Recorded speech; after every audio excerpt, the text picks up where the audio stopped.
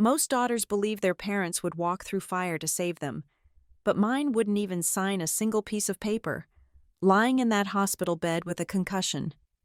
I watched the social worker hand the guardianship form to my mother, a safety net for my newborn if I slipped into a coma. My mother didn't reach for the pen. She looked at me, cold as ice, and said, "We cannot do this." That was the moment the fracture in our family finally broke. The rain in Briar Hollow never just fell. It accumulated. It collected in the gutters and the dips of the asphalt until the whole town felt like it was sinking slowly into the marshland that bordered the interstate. I stood by the window of my second-floor apartment, watching the gray water run in sheets down the glass, holding Lila against my shoulder. She was warm, a solid, breathing weight that anchored me to the floor when I felt like floating away from sheer exhaustion. My wrist throbbed. A phantom ache, perhaps, or just the strain of holding a 7-pound infant for 4 hours straight because she refused to sleep in her bassinet. 33 years old, that was what the calendar said, but staring at my reflection in the darkened window, caught between the streetlights and the gloom, I felt ancient. I felt eroded. My phone buzzed on the coffee table. I did not need to look at the screen to know who it was. It would be my mother, Diane. It was 2 p.m, which meant she was likely sitting in her sunroom with a cup of herbal tea, ready to send a text that looked like concern but felt like an inspection. "Are you managing? We have the guest room ready if the apartment is too cold." I could hear her voice in my head. Measured, calm, the voice of a woman who never raised her volume because she could freeze a room with a single look. I did not text back. The truth was, the apartment was cold. The radiator clanked and hissed but produced very little actual heat, but it was mine. I paid the rent with the savings I had scraped together from my years working as a copy editor. Before the industry shrank and my belly grew, I bought the crib, I bought the diapers. Every single item in this small, drafty space was a testament to the fact that I did not need them. Or at least, that is what I told myself. My parents, Diane and Peter Lewis, lived 3 miles away in a colonial house with heated floors and a security system that chirped whenever a window was opened. They had offered for me to move back in when I told them I was pregnant. They had offered again when I told them I was not getting married. They had offered a third time, with tighter jaws, when I told them the father was out of the picture and that on the birth certificate, under the child's last name, it would read Lewis. They did not yell. The Lewises did not yell. They simply withdrew. They treated my pregnancy like a prolonged illness, something unfortunate that required management rather than celebration. Lila stirred against my neck, letting out a small, bird-like squeak. I kissed the top of her head, inhaling the scent of milk and baby powder. "We have to go," I whispered to her. We had a follow-up appointment at Briar Hollow Women and Children's Hospital. Her weight check, my incision check, it was routine, but in my current state. Putting on shoes felt like climbing a mountain. I maneuvered us out the door, the diaper bag heavy on my shoulder. The stairwell smelled of old carpet and someone's burnt toast. When I reached the ground floor, I braced myself for the cold. My car was a 10-year-old sedan, reliable enough, though the heater took 20 minutes to kick in. I strapped Lila into her car seat base, checking the straps once, twice, 3 times. This was my ritual. The pinch test, the wobble test. I was consumed by the terrifying fragility of her. She was so small, and the world was so hard. As I backed out of the parking space, I saw my phone light up again. Another text. "Peter can drive you if you do not feel up to it. It is raining." I gripped the steering wheel. It was not an offer of a ride. It was a statement that I was incompetent. It was a reminder that I was a single mother in a town where people noticed such things. Driving a car that needed new tires, refusing the sanctuary of the family estate. I drove. The windshield wipers slapped a rhythm against the glass. 1, 2, 1, 2. The town of Briar Hollow passed by in a blur of gray siding and brick storefronts. It was a town that prided itself on history, on old money and old names. My family had been here for generations. Though not in the high castles on the hill, we were the respectable middle. The people who managed the affairs of the rich, who kept the books and signed the papers. My father, Peter, had been an accountant and a consultant. He dealt in numbers, he dealt in order. My life, currently, was pure chaos. I reached the hospital complex 15 minutes later. The appointment was a blur of fluorescent lights and the crinkle of paper on the exam table. The pediatrician was kind, a young woman who looked like she hadn't slept much either. She told me Lila was gaining weight perfectly. She told me I was healing well. But then came the pause. She looked at the clipboard, then at me. "Do you have support at home?" "Audrey," she asked. I stiffened. It was a standard question. I knew that, but in my sleep-deprived brain, it sounded like an accusation. "I have family nearby." I said, "It was technically true." "Good," she said, signing the chart. "It takes a village." "Right." I forced a smile. "Right." Walking back to the car. The rain had picked up. It was a cold, biting rain that soaked through my coat in seconds. I hurried to the car, shielding Lila with my body. I got her buckled in, my hands shaking slightly from the cold and the adrenaline of the doctor's judgment. I climbed into the driver's seat and locked the doors. That was when I saw it. Across the parking lot, 3 aisles away, a dark SUV was idling. It was black, large, with tinted windows that absorbed the gloomy afternoon light.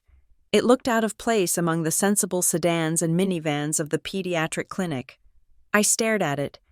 The exhaust puffed white clouds into the damp air. It felt like it was watching me. I shook my head, rubbing my eyes. "You are paranoid," I told myself. "You have slept 4 hours in the last 48. You are seeing monsters in shadows." I started the engine and pulled out of the spot. As I navigated the exit of the hospital parking lot, I glanced in my rearview mirror. The black SUV pulled out too. "It's a parking lot." "Audrey," I muttered. "People leave." I turned left onto the main road that led back toward the older part of town, toward the Hearthstone Bridge. The bridge was a notorious spot in Briar Hollow, a narrow, 2-lane overpass that curved sharply over the river. It was beautiful in the summer and treacherous in the rain. The radio was playing some low-volume pop song, but I turned it off. I needed to focus. The tires hissed on the wet pavement. In the rearview mirror, the black grille of the SUV loomed. It was closer now. I tapped my brakes, a gentle signal for them to back off. The SUV did not slow down. It matched my speed. My heart began to hammer a frantic rhythm against my ribs. I looked at Lila in the baby mirror attached to the back headrest. She was asleep, her head lolled to the side. "Okay," I said aloud. "Okay." I approached the intersection before the bridge. The light was green. I intended to go straight, crossing the river and heading toward the safer, slower residential streets. The intersection was tricky. 2 lanes merged into one just before the bridge entrance. I had the right of way. I saw the SUV surge. It wasn't a drift. It wasn't a mistake. I heard the roar of an engine being floored. The black vehicle shot forward from my blind spot. Aggressive and massive. It was going to hit Lila's door. The realization hit me faster than the car did. There was no thought process, only animal instinct. I wrenched the steering wheel hard to the right, throwing my car away from the impact point, trying to put the bulk of the vehicle between the SUV and my baby. My tires lost their grip on the slick asphalt. The world tilted. The front bumper of the SUV clipped my rear quarter panel, a hard, metallic jolt that felt like being punched by a giant. My car spun. The steering wheel became useless in my hands. I saw the guardrail rushing toward me. I saw the gray sky. I saw the dark water of the river below the bridge in a flash of vertigo. I screamed, but no sound came out. The impact was loud, a crunch of steel and glass that vibrated through my teeth. The airbag deployed with a chemical smell and a force that snapped my head back. Then, silence. For a moment, there was absolutely nothing. No rain, no pain, just a white noise in my ears. Then, the sound rushed back in, the hiss of the radiator, the patter of rain on the roof, and a cry, a thin, terrified wail from the back seat. Lila. I tried to turn my head. but the world swam in a sickening circle. Pain radiated from my wrist and my forehead. My vision was blurred at the edges, tunneling in and out. "Lila," I crooned, my voice sounding thick and far away. "Mommy is here." I fumbled for the door handle. It was jammed. I shoved it with my shoulder, gasping as agony shot through my left arm. The door groaned and popped open. I fell out onto the wet pavement. The rain hit my face. Cold and shocking, it helped clear the fog for a second. I scrambled up, stumbling, grabbing the side of the car for balance. I ripped the back door open. Lila was there. The car seat had held. She was red-faced, screaming, her tiny fists flailing. "She's crying." I thought, crying is good. Crying means she is breathing. I heard sirens in the distance. They were coming fast. I looked down the road. The intersection was empty. The black SUV was gone. There were skid marks, but no other car. They hadn't stopped. I leaned into the back seat, hovering over Lila, shielding her from the rain and the glass. I didn't dare move her. I knew that much. Don't move a victim unless there is fire. I waited there, shivering uncontrollably, until the red lights washed over us. A paramedic appeared at my side, a woman with a kind, serious face. "Ma'am, sit down," she said, guiding me away from the car. "Check the baby," I said. My tongue felt too big for my mouth. "Please, check the baby first. My partner is checking her right now," the paramedic said. "Let me look at you. You're bleeding." I touched my forehead. My hand came away red. "I don't care." I said, "I don't care about me. The baby." "She's okay," the paramedic said, her voice calm. "Listen to those lungs. She's mad, but she's okay." I slumped against the ambulance, the adrenaline finally crashing. The world went gray. The emergency room at Briar Hollow was a place I knew well. My father had served on the fundraising board for the new wing. His name was on a plaque somewhere in the lobby, Peter Lewis, a name that commanded respect. I lay on a gurney in a trauma bay, a neck brace itching my skin. The doctors moved around me in a choreographed dance. Concussion. One said, "Pupils are sluggish. Left wrist fracture." Another added, "Clean break, but needs setting. Internal bruising from the seatbelt. Watch for abdominal bleeding." I closed my eyes. The lights were too bright. They hurt my brain. "Where is my daughter?" I asked. It was the only sentence I had the energy to form. "She's in the nursery, getting observed." A nurse told me, "She's fine. Honey, not a scratch on her. You took the brunt of it." I exhaled. A long, shuddering breath. I had done it. I had protected her. Time lost its meaning after that. I was wheeled to radiology. I was wheeled back. My wrist was set and splinted, a dull ache replacing the sharp agony. My head felt like it was stuffed with cotton. Sometime later, it might have been an hour. It might have been 3. A woman in a blazer walked into my room. She held a clipboard. She did not look like a doctor. "Ms. Lewis," she said. "I'm Mrs. Gable, the hospital social worker." I tried to sit up, but the room spun. I sank back into the pillows.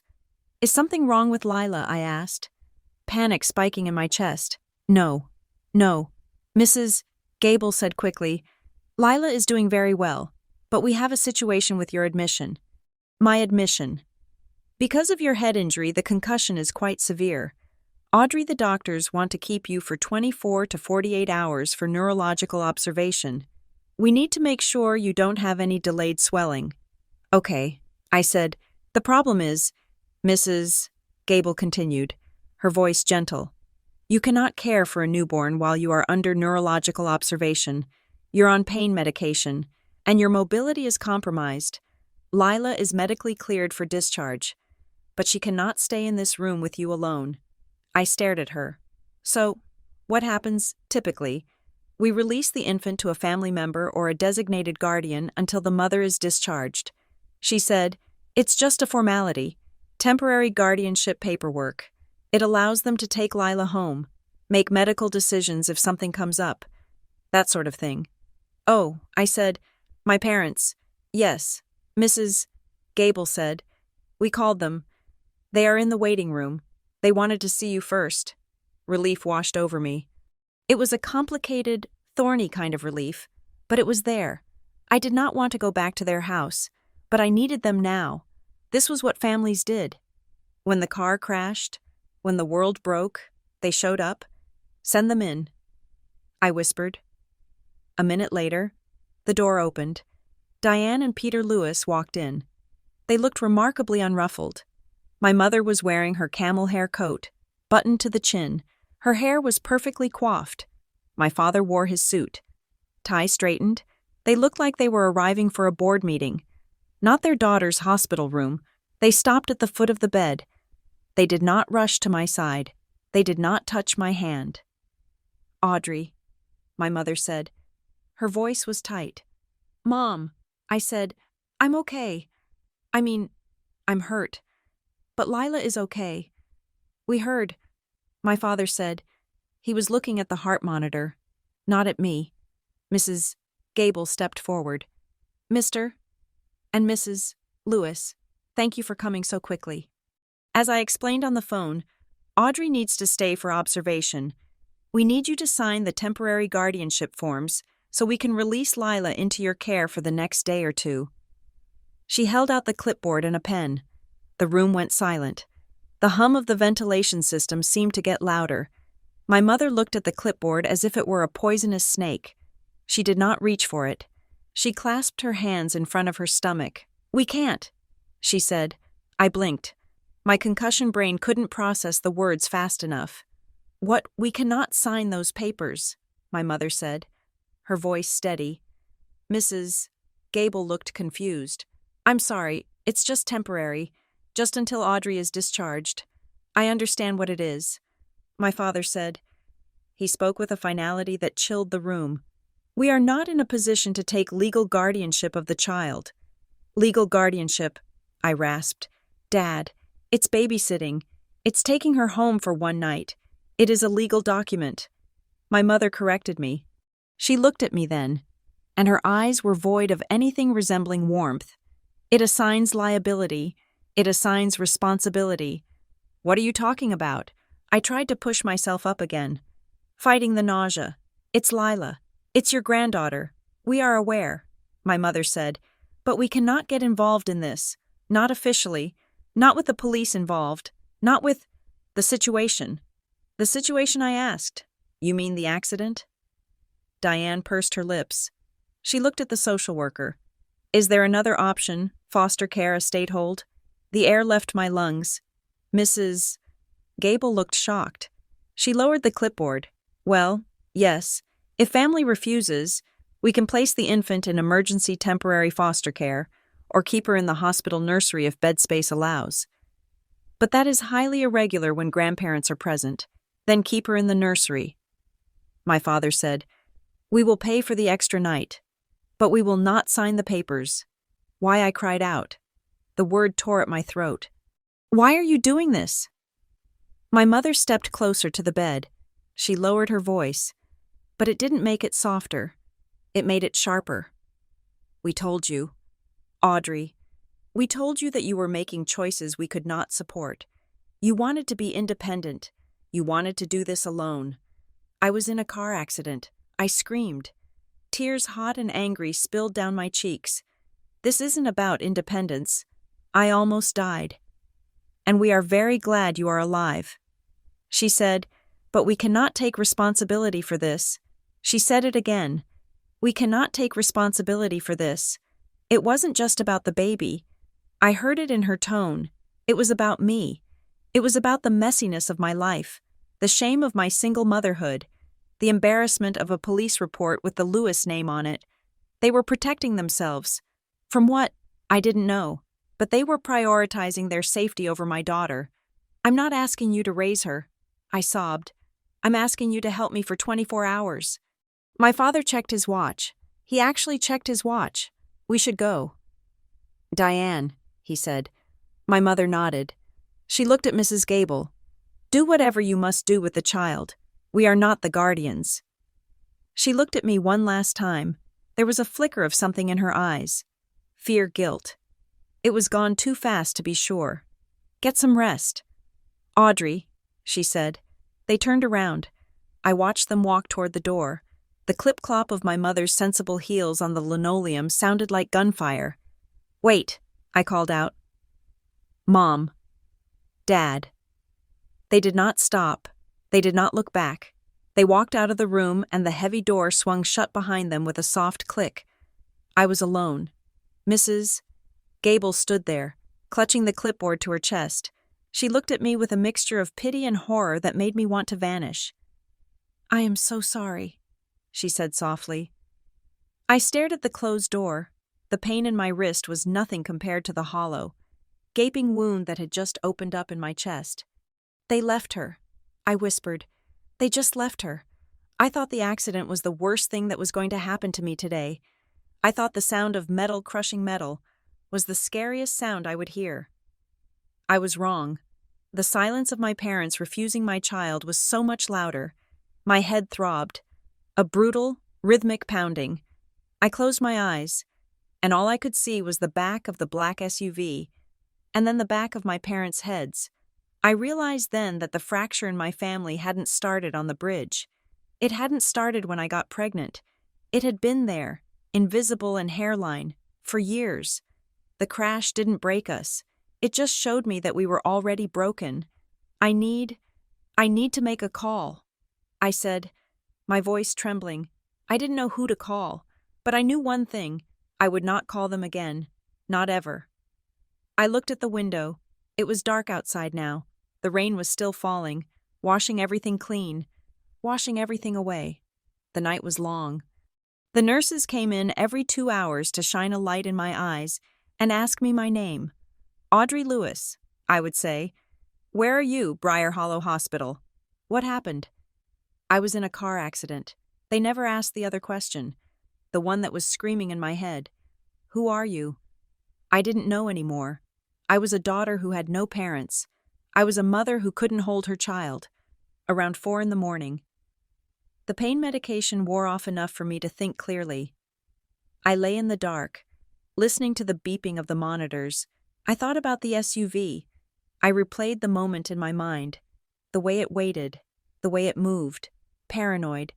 I had told myself, but lying there, in the cold antiseptic air of the hospital, I wasn't so sure. Why would a random driver wait for me to leave a clinic? Why would they follow me? Why would they run, and why? When my parents heard about the police, did they look terrified? Not with the police involved. My mother had said. My father was an accountant. My mother was a socialite. What were they afraid of? A terrible thought bloomed in my mind, dark and cold as the river water I had almost fallen into. What if they knew I shook the thought away? It was madness. They were cold. Yes. They were controlling. Yes. But they were my parents. They wouldn't hurt me. They wouldn't hurt Lila. Would they? I remembered the way my father stood in the parking lot of the hospital, hours ago. Before they came up, I had seen him from the window as they were bringing me in. He hadn't rushed to the entrance. He had stood by his car, looking up at the building, hesitant, like someone waiting for permission. I squeezed my eyes shut, hot tears leaking out. I needed to get out of here. I needed to get Lila. And I needed to find out what was really happening in Briar Hollow, because my parents were right about one thing. They couldn't take responsibility for this, so I would have to. I drifted into a fitful sleep, dreaming of black cars and silent phones, and the sound of a cane tapping against a tile floor, approaching slowly from a long way off. The next morning arrived not with the sun, but with the harsh, buzzing illumination of fluorescent lights flickering to life in the hallway. I woke with a gasp, the memory of screeching tires fading into the rhythmic beep of the cardiac monitor beside my bed. My head felt heavy, like it was filled with wet sand, a sensation the doctor had promised was normal for a concussion of my magnitude. I reached for the call button, my hand trembling.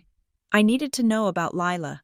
I needed to know she was still safe, still breathing, still waiting for me. A nurse bustled in, a different one from the night before. She checked my vitals efficiently, her face a mask of professional detachment. "How is my daughter?" I asked. My voice sounded like crushed gravel. "She is doing fine," the nurse said. She took 2 ounces of formula an hour ago. She is sleeping. And my parents. I asked, are they with her? The nurse paused.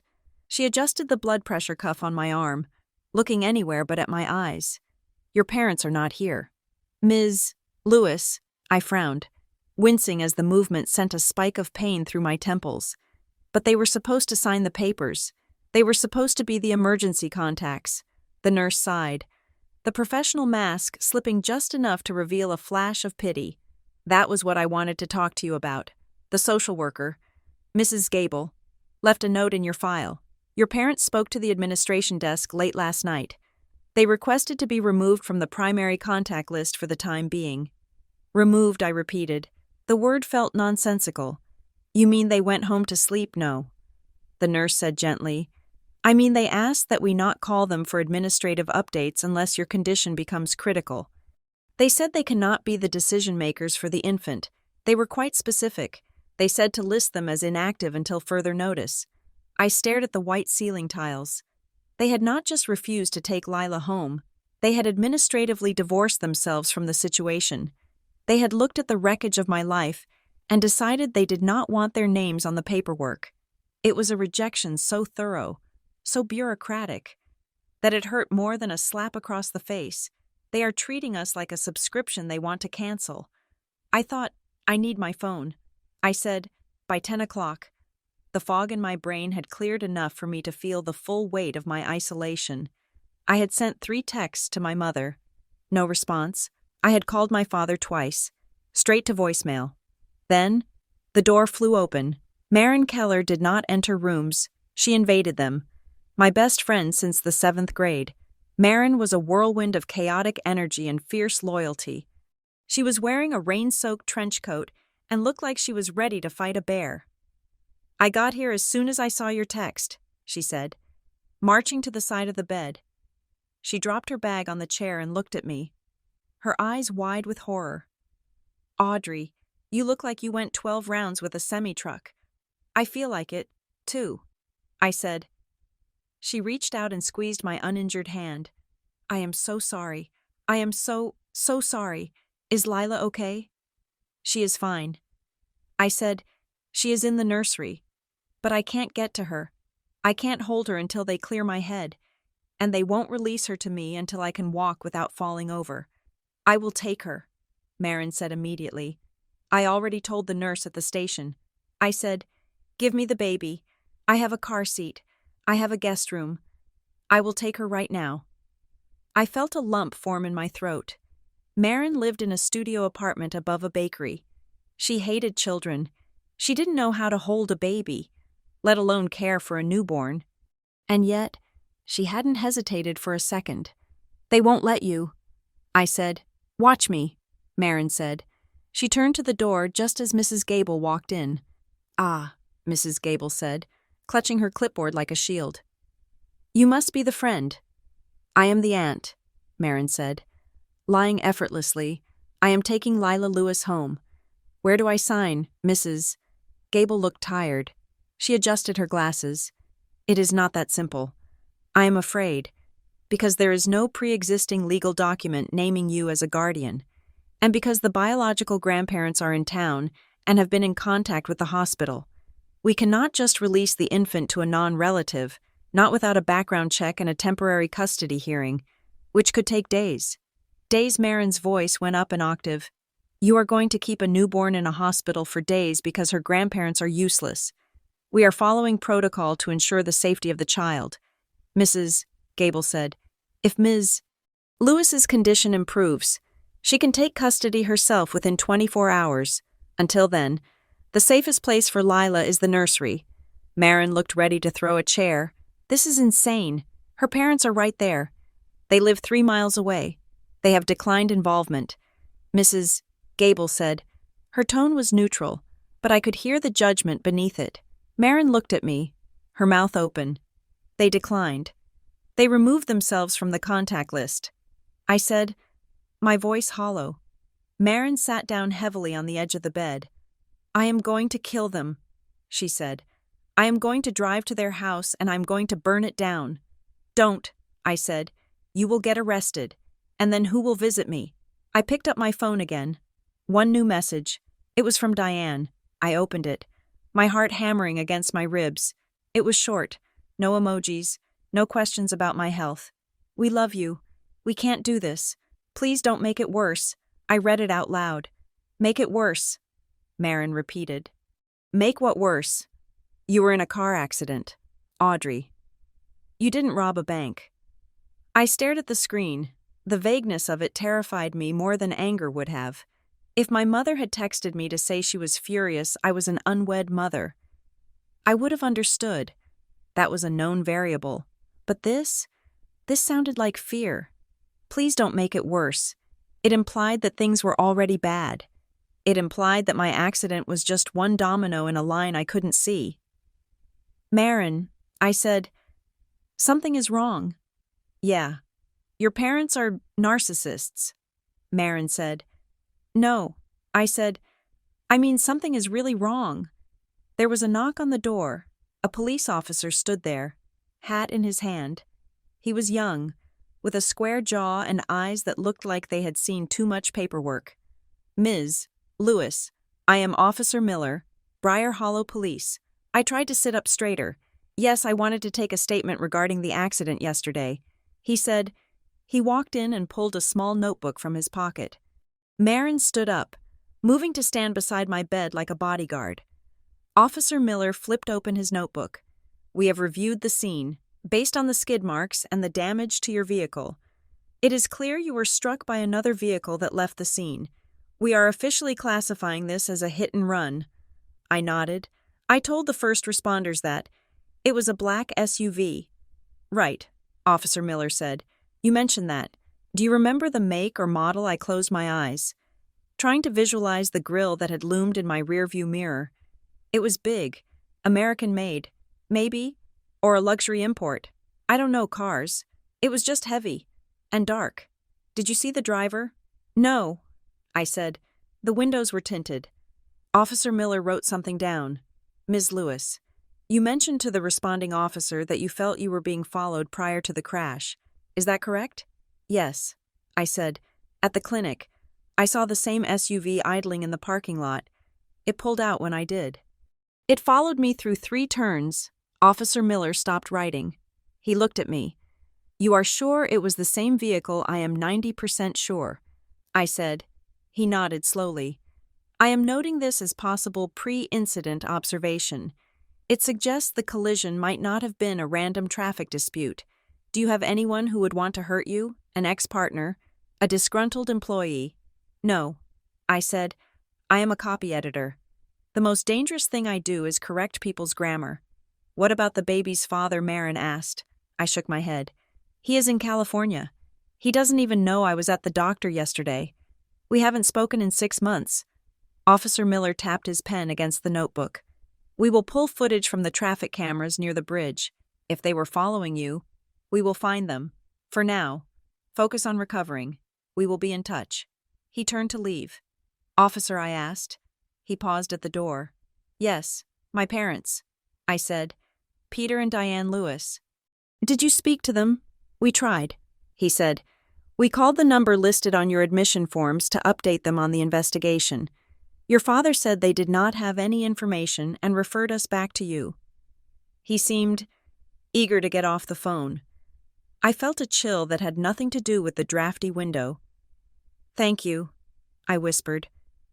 When he was gone, Marin looked at me, eager to get off the phone. Your daughter is in a hit and run, and you hang up on the cops. I struggled to get out of bed. What are you doing? Marin asked, grabbing my arm. I need to see outside. I said. I hobbled to the window, dragging the IV pole with me. My room looked out over the main visitor parking lot. The rain had stopped, leaving the pavement slick and black. There were dozens of cars. But my eyes went to a silver sedan parked in the back row. It was my father's car, a pristine silver Mercedes, and there was my father. Peter Lewis was standing next to the driver's side door. He was wearing his gray overcoat. He wasn't on his phone. He wasn't walking toward the entrance. He was just standing there, staring up at the hospital building. He looked small. He looked like a man who had lost his keys. or his way home. "Dad," I whispered against the glass. "Come inside." He stood there for another minute, motionless as a statue. Then, he got back into the car. He didn't start the engine immediately. He just sat there. "He is waiting," I said, waiting for what Marin asked, peering over my shoulder. "I don't know," I said. Permission, 2 hours later. The door opened again. This time, it wasn't a nurse or a social worker. It was Grandpa Frank. Franklin Lewis was 82 years old, but he carried himself with the kind of durability found in old oak trees. He lived in Ridgefield, Vermont, 3 hours north, in a cabin he had built himself. He walked with a cane now, a polished piece of hickory, but his eyes were as sharp and blue as a winter sky. He wore a flannel shirt under a canvas jacket, contrasting sharply with the sterile hospital environment. "Grandpa," I gasped. He didn't say hello. He walked to the bed, leaned his cane against the nightstand, and took my face in his rough, calloused hands. He looked at the bandage on my forehead. He looked at the splint on my wrist. "You're still in there," he said. "That's good. How did you know?" I asked. "I didn't call you. I didn't want to worry you. Your mother called me," he said. His voice was a low rumble. "She called me this morning, said you had been in a fender bender, said everything was under control." "A fender bender." Marin scoffed from the corner. Frank looked at Marin, then back at me. "I know Diane. If she says it is a sunny day, I bring an umbrella. If she says everything is under control, I get in the truck." He pulled the chair close to the bed and sat down with a groan of stiff joints. "Where is the little one?" he asked. "Nursery," I said. "Mom and Dad wouldn't sign the papers to take her." Frank's face darkened. He didn't look surprised. He looked resigned. "Tell me exactly what happened." "Audrey, not the police version. Your version." I told him. I told him about the SUV, the crash, the fear, and then I told him about the hospital room, about how Mom wouldn't touch the clipboard, about how Dad checked his watch, about the text message. "Don't make it worse."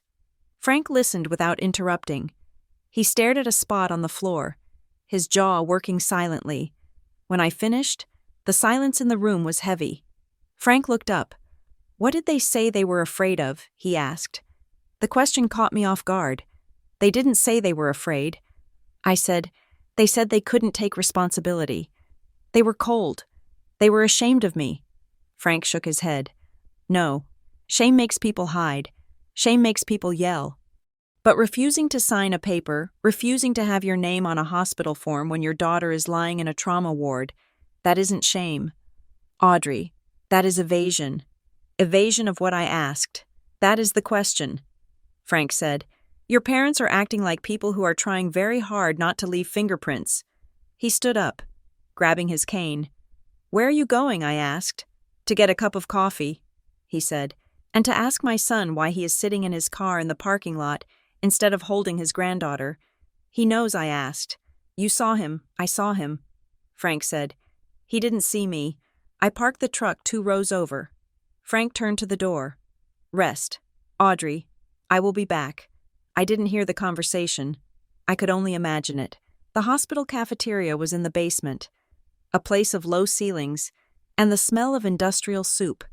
I imagined Frank finding them there because, of course, Peter would eventually come in. Not to see me, but to get coffee, to hover on the periphery. I waited. Marin paced the room, scrolling on her phone, muttering curses about my parents. 40 minutes passed. When Frank returned, he looked older. The lines around his mouth were deeper. He walked slower. He came in and closed the door firmly behind him. He didn't sit down. "Well," I asked. Frank looked at me. His eyes were sad, filled with a disappointment that seemed to span decades. "I spoke to them," he said. "They are downstairs. They are leaving now." "Leaving," I cried, "without seeing me." "It is better that they go," Frank said. He walked over to the window and looked out at the rain-slicked parking lot. "They are not refusing your baby, Audrey," he said quietly. "Then what is it?" I demanded. "Why won't they help me?" Frank turned around. "They are refusing what comes with your baby. I don't understand." Mrs. Gable knocked on the doorframe. She looked flustered. "Oh, Mr. Lewis, I didn't know you were back." Frank nodded to her. "Come in, ma'am. Tell her, Mrs. Gable looked at me. Well, I had a brief conversation with your mother just now. Your grandfather insisted I clarify the nature of her inquiries yesterday." "Inquiries?" I asked. "Yes," Mrs. Gable said. "When your mother refused to sign the guardianship papers, she asked a specific question. She wanted to know if signing the document would create a public record that could be subpoenaed in civil court." I stared at her. What? She asked if temporary guardianship would expose her financial information to discovery. Mrs. Gable said she used the word liability.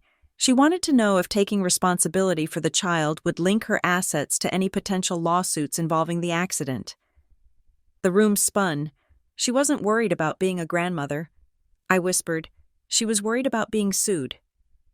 Mrs. Gable looked uncomfortable. "It is unusual. Most families are concerned with medical access. Your mother seemed very focused on the legal exposure." Frank stepped forward. "Thank you, Mrs. Gable. That will be all." The social worker nodded and fled the tension of the room. I looked at Frank. He was leaning heavily on his cane. "Why?" I asked. "Why would she think taking care of a baby would expose her assets?" "It was a car accident. I was the victim, unless they think you weren't the only target," Frank said.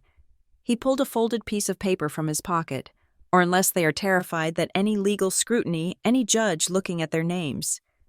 Any lawyer pulling their records will find something they have been hiding for a very long time. "My father is an accountant," I said. "He is boring. He plays golf. He doesn't have secrets." Frank let out a dry, humorless laugh. "Everyone has secrets, Audrey. And Peter has always been weak. He follows Diane, and Diane follows the money. And right now, they are acting like people who know the walls are closing in."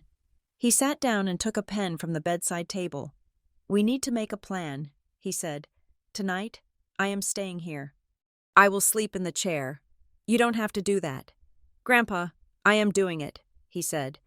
"And we are going to make a list of people who are allowed near you and Lila." He wrote Audrey Lewis at the top, then Franklin Lewis. Then he looked at Marin. "Name Marin Keller," she said, "and I have a black belt in karate. Put that down." Frank cracked a smile. The first one I had seen. He wrote Marin Keller. Then he drew a line at the bottom of the page. "And tomorrow," Frank said, his voice dropping to a whisper, "you are going to request a copy of the police report. Not just the summary, the full field report." Why? I asked. "Because," Frank said, looking me dead in the eye, "accidents happen, Audrey. But people don't refuse to sign guardianship papers because of an accident. They do it because they are afraid of a connection." He tapped the paper. "I think that SUV didn't just hit you. I think it was sending a message, and I think your parents heard it loud and clear." I shivered, pulling the thin hospital blanket up to my chin. The image of the black car waiting in the rain came back to me. The way it surged, the violence of it. "You think they know who did it?" I asked. "I think," Frank said, turning off the bedside lamp and plunging the room into semi-darkness, "that your parents have made a deal with the devil somewhere along the line, and now the bill is coming due." He settled into the uncomfortable chair, wrapping his coat around him like a blanket. "Go to sleep, Audrey," he said. "I'm on watch." I lay back, listening to the rain start up again against the window. I thought about my mother's text. "Please don't make it worse." I realized then that she wasn't asking me to be quiet. She was begging me, and for the first time in my life, I didn't want to please her. I wanted to know why she was trembling. I looked at Marin, who had curled up on the small sofa in the corner. I looked at Frank, his silhouette guarding the door. My parents had walked out, but I wasn't alone, and if there was a secret buried in Briar Hollow, I was going to dig it up, even if I had to do it with a fractured wrist and a newborn on my hip. I closed my eyes, and for the first time since the crash, the sound of tires screeching in my head was replaced by the sound of Frank's cane tapping a steady, rhythmic warning. Discharge is a misleading word. It implies freedom. It implies a return to normalcy. a walking out through sliding glass doors into fresh air. But when the doctor signed my papers at 11 o'clock the next morning, I did not feel free. I felt untethered. The concussion protocol was strict. No driving, no heavy lifting, no being alone for at least 48 hours. My wrist was encased in a fiberglass cast that went halfway up my forearm. A heavy, itching reminder of the impact. "You are cleared to go home. Ms. Lewis," the doctor said, not looking up from his tablet. "I am not going home," I said. "Not without my daughter. Lila had to stay. It was a precaution." They said, "Her bilirubin levels were slightly elevated, common in newborns, aggravated by the stress of the crash, and they wanted to monitor her breathing for one more night to be absolutely certain the car seat straps hadn't caused occult damage." "We can allow you to room in," the charge nurse explained. She was a stern woman who seemed to view my family drama as a disruption to her floor's efficiency. "But you cannot care for the infant solo. If you faint while holding her, we have a liability issue. You need a support person present in the room 24/7. I looked at the empty chairs where my parents should have been. "I am staying," Marin said. She was sitting on the window ledge, eating a bagel she had smuggled in. "I have nowhere to be. I am the support person." The nurse looked at Marin's combat boots and her hair, which was currently dyed a shade of violet that vibrated under the hospital lights. "Family only. Usually." The nurse said, "I am her sister," Marin said, not missing a beat. "Spiritual sister. Look, do you want the mother screaming in the lobby? Or do you want her sitting quietly in a rocking chair? Because I can facilitate the quiet option." The nurse sighed. "Fine, but if you fall asleep while she is holding the baby, I am kicking you both out." So we moved. We migrated from the trauma floor to the recovery ward, into a small room with a view of the HVAC units on the roof. It smelled of antiseptic and breast milk. There was a bassinet for Lila and a pull-out chair for Marin. I sat on the edge of the bed, feeling the room tilt every time I turned my head too fast. My phone sat on the bedside table. It buzzed occasionally. "Hope you are resting well. Let us know when you are home." It was a text from Diane. It was the kind of message you send to a coworker who has the flu, not a daughter who was run off the road. It was polite. It was sanitized. It was public relations. They are managing the narrative. I told Marin, "Stop looking at it." Marin said. She took the phone from me and put it in a drawer. "Every time you look at that screen, your blood pressure goes up. Focus on the baby." Lila was sleeping in the clear plastic bassinet. She looked perfect, unscathed.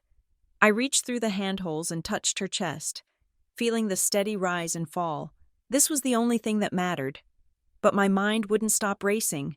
"I need the police report." I said, "Audrey?" Marin warned. "Frank said I should get it." I insisted. He said I need to see it in black and white. Frank, who had gone back to his motel to shower and change, had been adamant. "Request the full field report." He had told me, not the summary. I buzzed the nurse. When she came, I asked for the administrative coordinator. It took 3 hours, 2 forms, and a copy of my driver's license, but eventually, a man from the hospital security office walked in with a manila envelope. "The police dropped this off for your insurance file," he said. "You are entitled to a copy." I took the envelope with my good hand. My fingers felt numb. Marin stood over my shoulder. "Do you want me to read it?" "No," I said. "I need to see it." I pulled out the sheets. They were standard forms, filled with codes and diagrams, a drawing of the intersection, a drawing of my car spinning, arrows showing the direction of impact. Vehicle 1 2014 Honda Civic. Driver Audrey Lewis. Vehicle 2, unknown SUV, black, make/model inconclusive due to flight. I scanned down the page. There were notes from the responding officer. Witness statement provided by victim indicating pre-incident surveillance. And then, in the section labeled evidence/follow-up, there was a note added in a different font, likely updated that morning. Traffic camera 4B. Hearthstone Bridge approach. Captured partial plate ending in 79L. Vehicle identified as 2022 Cadillac Escalade, Registration Fleet. Hollis Klein Development Group. The air left the room. Hollis Klein. Marin read aloud. That sounds like a law firm. No, I said, my voice barely a whisper. It is real estate. Big real estate. They built the new mall in West Briar. They are developing the waterfront. I stared at the name. Hollis Klein. A memory. Sharp and sudden. Pricked at my brain. I was 22. Just out of college. Living at home for a summer before moving to the city. I had walked into my father's home office to borrow a stapler. Peter was sitting at his desk, surrounded by stacks of files that were not related to his usual accounting firm work. What is all this? I had asked.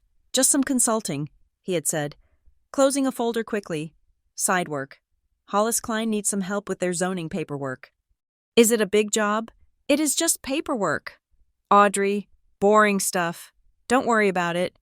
He had looked sweaty, nervous. I had dismissed it as him being stressed about money, which he always seemed to be, despite the Mercedes and the vacations to the Cape. I looked at the police report again. Why would a corporate fleet vehicle from a real estate developer be following me, I asked. Maybe it was stolen, Marin suggested. Maybe some joyrider took the company car. Joyriders don't wait outside pediatric clinics for 40 minutes. I said, joyriders don't perfectly time a merge to spin a car into a guardrail. This was targeted. The door opened. I jumped, shoving the report under the blanket. It was a woman in a gray suit. She wore a hospital ID that said Billing Administration. Ms. Lewis, she asked. I apologize for the interruption. I wanted to touch base regarding your insurance claim. I haven't filed it yet. I said, I have been a little busy being concussed. Of course, she said, offering a tight smile. We just wanted to let you know that your mother, Diane Lewis, called the billing office about an hour ago. I froze. She did, yes. She wanted to confirm whether you had initiated the claim process with your auto provider, and specifically, whether you had listed any other parties on the incident report. I felt the blood drain from my face. She asked if I listed other parties. She wanted to know if the claim was filed as a single vehicle accident or a multi-vehicle collision. The administrator said she seemed quite concerned about the timeline of the filing. She mentioned wanting to make sure the paperwork was clean. I looked at Marin. Marin's mouth was a grim line. Tell my mother, I said, my voice shaking with a rage I hadn't felt until this exact moment, that she is not authorized to discuss my billing, or my insurance, or my life. The administrator looked taken aback. Of course, I will note that in the file. When she left, I pulled the police report back out. I crumpled the edge of the paper in my fist. She isn't worried about me, I said. She isn't checking to see if they are covering my medical bills. She is checking to see if I have officially blamed anyone yet.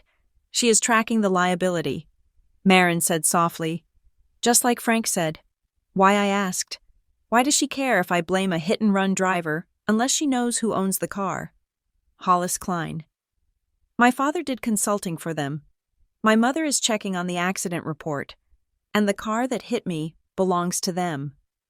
I felt sick, not the nausea from the head injury, but a deep, churning revulsion in my gut. I am not paranoid. I whispered, I am right.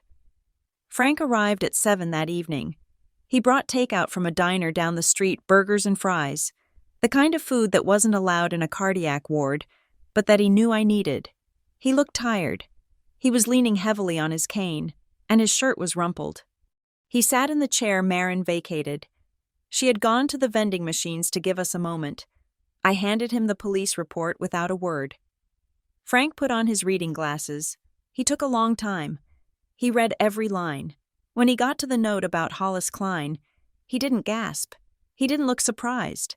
He just closed his eyes for a second, exhaling a long breath through his nose. You knew, I said. I suspected. He corrected. I didn't know the name, but I knew the smell of it. He put the paper down on the bed. Audrey, he said, we need to have a conversation. A hard one. I am ready, I said. Frank looked at his hands. They were large, weather-beaten hands, the hands of a man who built things. For the last 10 years, he began. I have been sending your parents money. I blinked. What dad makes 6 figures. They live in the Heights.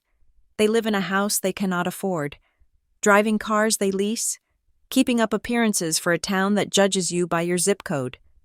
Frank said, Peter lost his partnership at the firm 12 years ago. He has been working contract jobs since then. They have no savings. They have no retirement.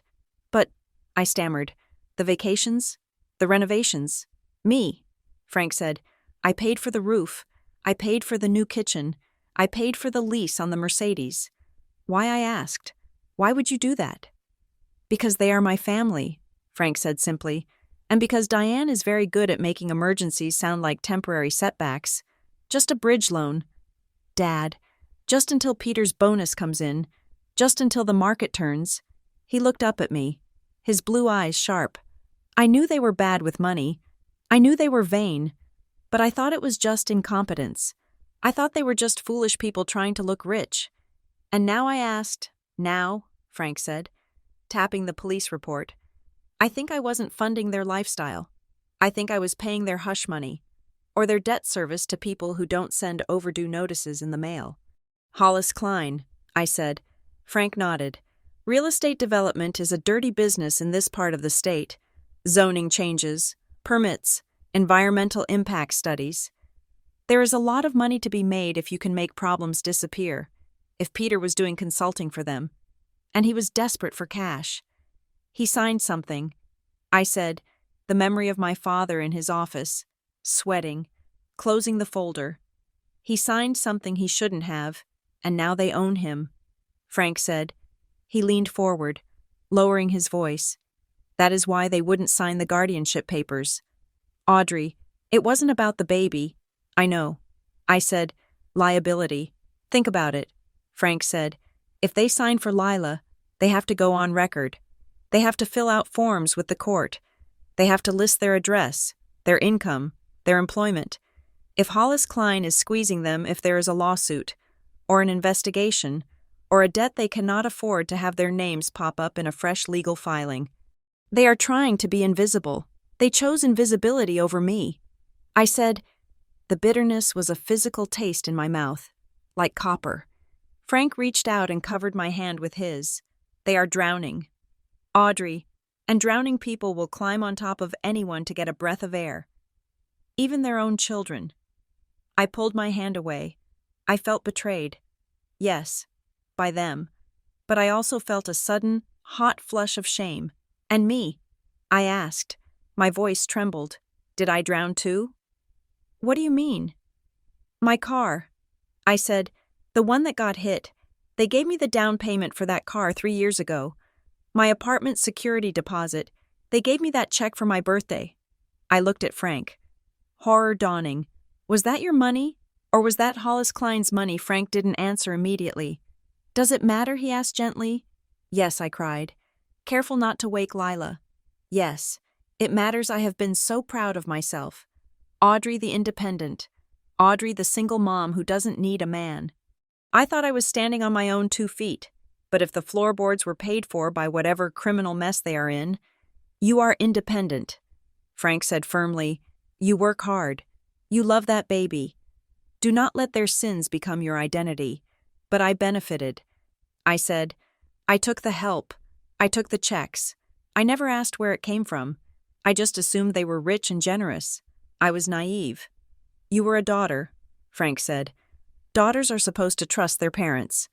That is not a character flaw. That is biology. He stood up and paced the small room, the cane clicking on the linoleum. But that part of your life is over, he said. The trust is gone. Now you need armor. Armor, you need a lawyer, Frank said. I can't afford a lawyer. I said, I can barely afford diapers. I will pay for it, Frank said. This time, I know where the money is going. It is going to fight, not to hide.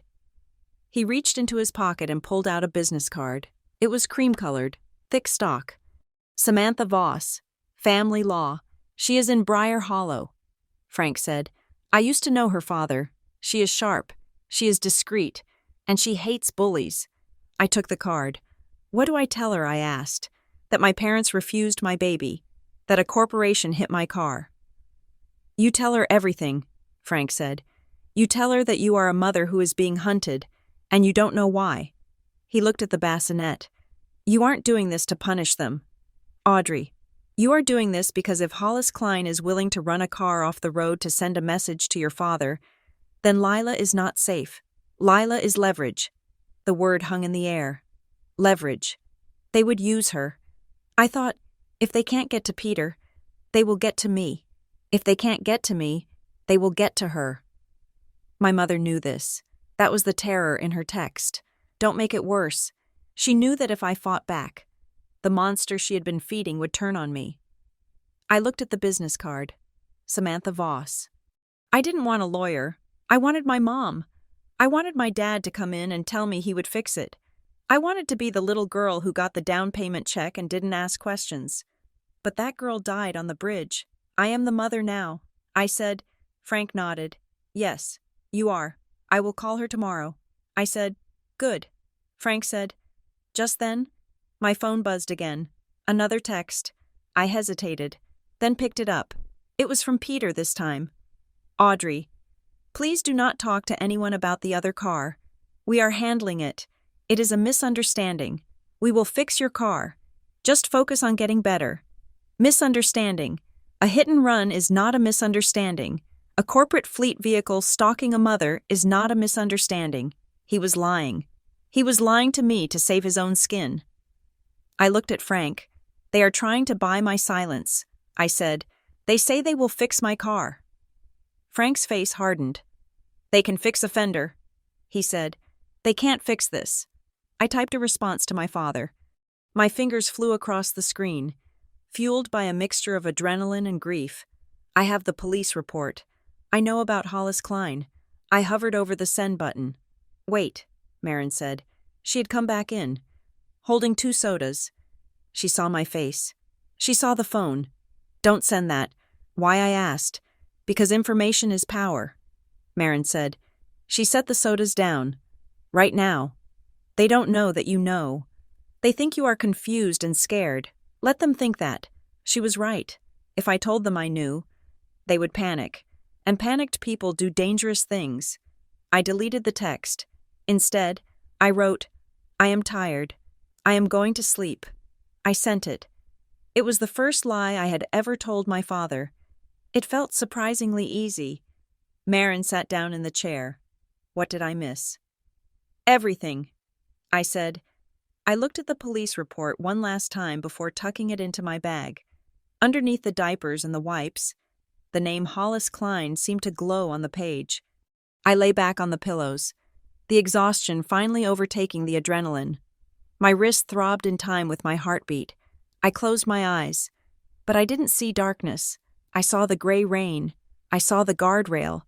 And I saw my parents standing on the other side of a glass wall, mouthing words I couldn't hear, watching me crash. They hadn't just refused my newborn. They had refused to warn me. And that was a sin I didn't know how to forgive.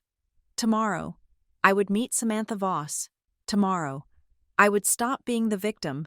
But for tonight, I just listened to the steady, rhythmic breathing of my daughter and the sound of Frank's cane tapping against the floor as he shifted in his chair, keeping guard over the ruins of my family.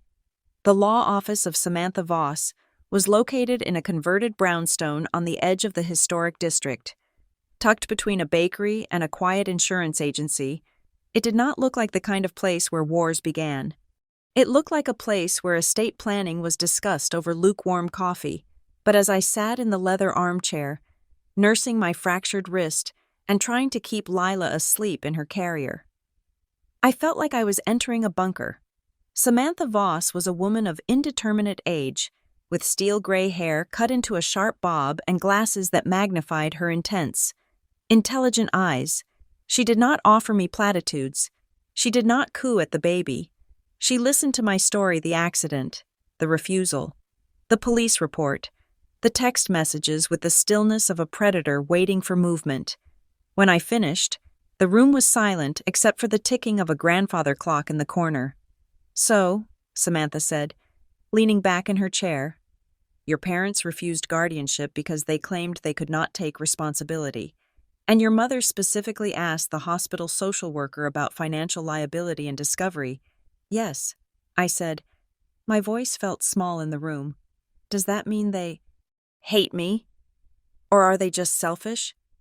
Samantha took off her glasses and rubbed the bridge of her nose.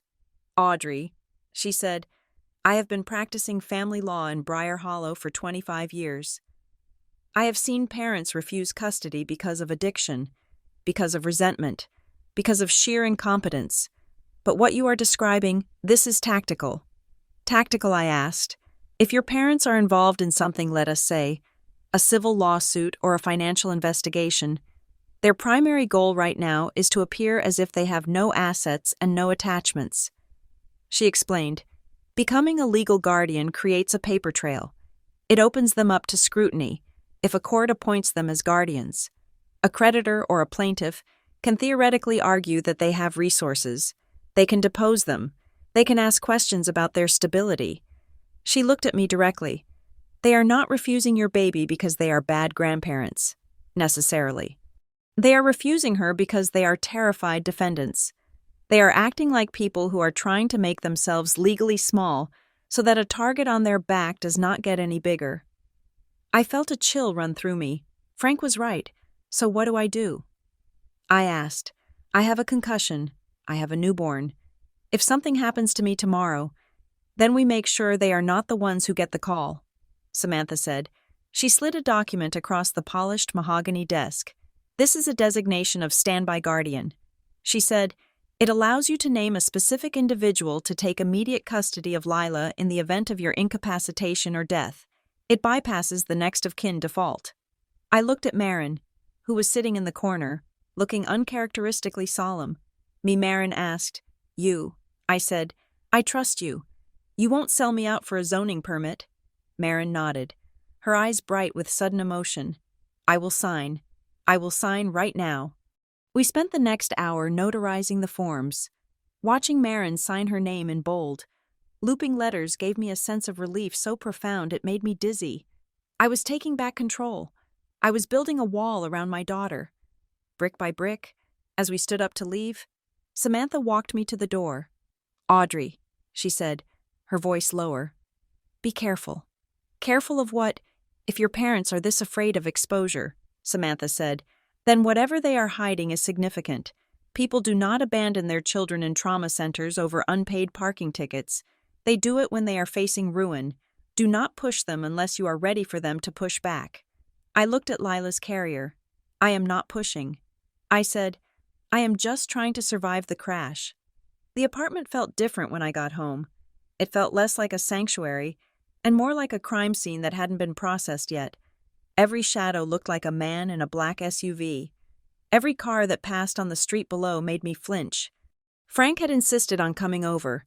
He brought a cardboard box with him, duct-taped at the corners. What is this? I asked, settling onto the sofa with a groan. My ribs ached. My head throbbed. Family history, Frank said. He set the box on the coffee table. He sat down opposite me, his cane resting against his knee. You asked me when the secret started, he said. I went through my filing cabinets in the attic. I keep everything. Audrey, tax returns, loan documents, Christmas cards. He opened the box. It smelled of mildew and old cedar. I started digging. I didn't know what I was looking for. But Frank guided me. Look at the addresses, he said. I picked up a stack of envelopes from the 1990s, 1992. Mr. and Mrs. Peter Lewis, 44 Oak Street, Cedar Mills, New Hampshire, 1993. Mr. and Mrs. Peter Lewis, 44 Oak Street, Cedar Mills, New Hampshire, 1994. I frowned. There was nothing for 1994. Where is 94? I asked. Keep looking, Frank said. I picked up the next bundle, 1995. Mr. and Mrs. Peter Lewis, 12 Briar Lane, Briar Hollow, Massachusetts. There is a gap, I said. Frank nodded. I remember moving. I said slowly. I was 3 or 4. I remember we packed everything in the middle of the night. Mom told me it was an adventure. She said Dad got a big promotion in Massachusetts. Frank's face was grim. He didn't get a promotion. Audrey, he got fired. I stared at him. Fired. He was working as a junior comptroller for a textile firm in Cedar Mills. Frank said, there was an incident. Some funds went missing from an escrow account. About $40,000. My stomach turned over. Did he steal it? He claimed it was an accounting error. Frank said he swore up and down it was a mistake. The company didn't press charges, but they terminated him immediately and told him if he was still in the state of New Hampshire by the end of the month, they would call the district attorney. I felt the blood drain from my face. They ran him out of town. We moved him here, Frank said. Or rather, I helped move him here. I gave them the money for the deposit on the house in Briar Hollow. I wanted to believe him. Audrey, he is my son. I wanted to believe it was just a mistake. But the missing year, I asked. 1994. That was the year they were ghosting. Frank said, they lived in a rental under your mother's maiden name for 6 months while the heat died down. They didn't exist on paper. No credit cards, no voter registration, just cash. I looked at the gap in the timeline. So this isn't new, I whispered, hiding, running, using different names. They have been doing this since I was in preschool. They have been running from their own incompetence for 30 years. Frank said, and every time they get cornered, they find a new way to borrow time. I think Hollis Klein was just the latest bank they robbed to pay off the last one. I felt a wave of nausea. My entire childhood. The private schools, the tennis lessons, the nice cars. It was all a facade. It was all built on theft and flight. And now, I said, looking at Lila, who was kicking her legs in the swing, they are afraid that if they sign guardianship papers, someone will look at their history and find the hole in 1994, or the hole in 2010, or the hole they are digging right now. Frank nodded. Exactly. The phone rang at 2 in the afternoon. It was Officer Miller. Ms. Lewis, he said, I have an update on the traffic camera footage. I braced myself. Good news or bad news? Clarifying news, he said. We pulled the feed from the traffic lights 3 blocks west of the clinic. The black Cadillac Escalade picked you up 2 blocks before the hospital entrance. Picked me up. They were waiting on a side street. Officer Miller said, as your vehicle passed, they pulled out. They followed you to the clinic. They waited in the lot while you were inside. Then they followed you to the bridge. I gripped the phone. It wasn't road rage. I said, no, ma'am, he said. His voice was serious. The driving pattern indicates intent. They maintained a 2-car distance until the merge, then accelerated abruptly. They didn't try to pass you. They tried to clip you. Did you get a face, I asked. Tinted windows, he said, and the plates were obscured by a plastic cover. Though we got the partial match to the fleet registration we discussed, we are reaching out to Hollis Klein's legal department, but they are slow to respond. They are stalling. I said, likely. Officer Miller said, Ms. Lewis, I am going to recommend you don't stay alone for a few days. If this was targeted, we don't know if they are done. I am not alone. I said, looking at Frank and Marin, I have a village, a heavily armed village. Marin shouted from the kitchen. I hung up the phone. My hands were shaking, but not from fear, from anger. They hunted me, I said to the room. They waited for me to finish at the pediatrician, and then they hunted me. The knock on the door came just as the sun was setting, casting long, bruised shadows across the living room floor. I froze. Frank gripped his cane. Marin picked up a heavy cast-iron skillet from the drying rack. Who is it? I called out. It's me, a voice said. It was muffled, but unmistakably familiar. Mom. I looked at Frank. He nodded once. Let her in, he said. Marin unlocked the deadbolt and opened the door. Diane Lewis stood in the hallway. She looked like she had aged 10 years in 2 days. Her coat was buttoned wrong. Her hair, usually sprayed into helmet-like perfection, was loose and windblown. She was holding a Tupperware container. I brought soup, she said. It was such a mundane, ridiculous offering that I almost laughed. Come in, I said. She stepped inside, her eyes darting around the apartment. She looked at Frank. She looked at Marin holding the skillet. She looked at the cast on my arm. Finally, she looked at the baby swing. Is she okay? Diane asked. She is fine, I said. No thanks to you. Diane flinched. She set the soup on the table. Audrey, please, you don't understand. Then explain it. I said, sit down and explain it. She didn't sit. She stood by the door, keeping her hand on her purse strap. She looked terrified. Your father is trying to fix this, she said.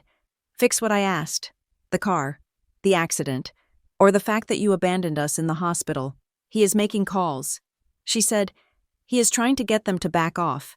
Get who to back off? I stepped closer to her. Hollis Klein. Diane's eyes widened. She went pale. Don't say that name, she hissed. Why not, I asked. It is on the police report. Mom, the police know. I know. Grandpa knows. The only people pretending this is a mystery are you and Dad. Diane began to tremble. She reached out toward the baby swing. Can I hold her? Just for a second I hesitated. Part of me wanted to scream at her to get out, but another part of me saw the sheer desperation in her face. She looked like a woman standing on the edge of a cliff. Pick her up, I said, but if you try to leave with her, Marin will tackle you. Diane lifted Lila gently. She cradled her close, burying her face in the blanket. I saw her shoulders shake. She was crying. I am sorry, she whispered into the baby's neck. I am so sorry, little one. She looked up at me, tears streaming down her face. We love you. Audrey, you have to believe that. We did this to protect you. Refusing to sign the papers protected me, I asked. How? Because it would have made things official, she cried out. Official, I countered. I am your daughter. She is your granddaughter. That is official. You can't erase biology with a text message. If we signed the papers, we would be in the system, she said, her voice dropping to a frantic whisper. If we are in the system, they can find our assets. They can freeze everything. If they freeze everything, we can't pay them. And if we can't pay them... She stopped.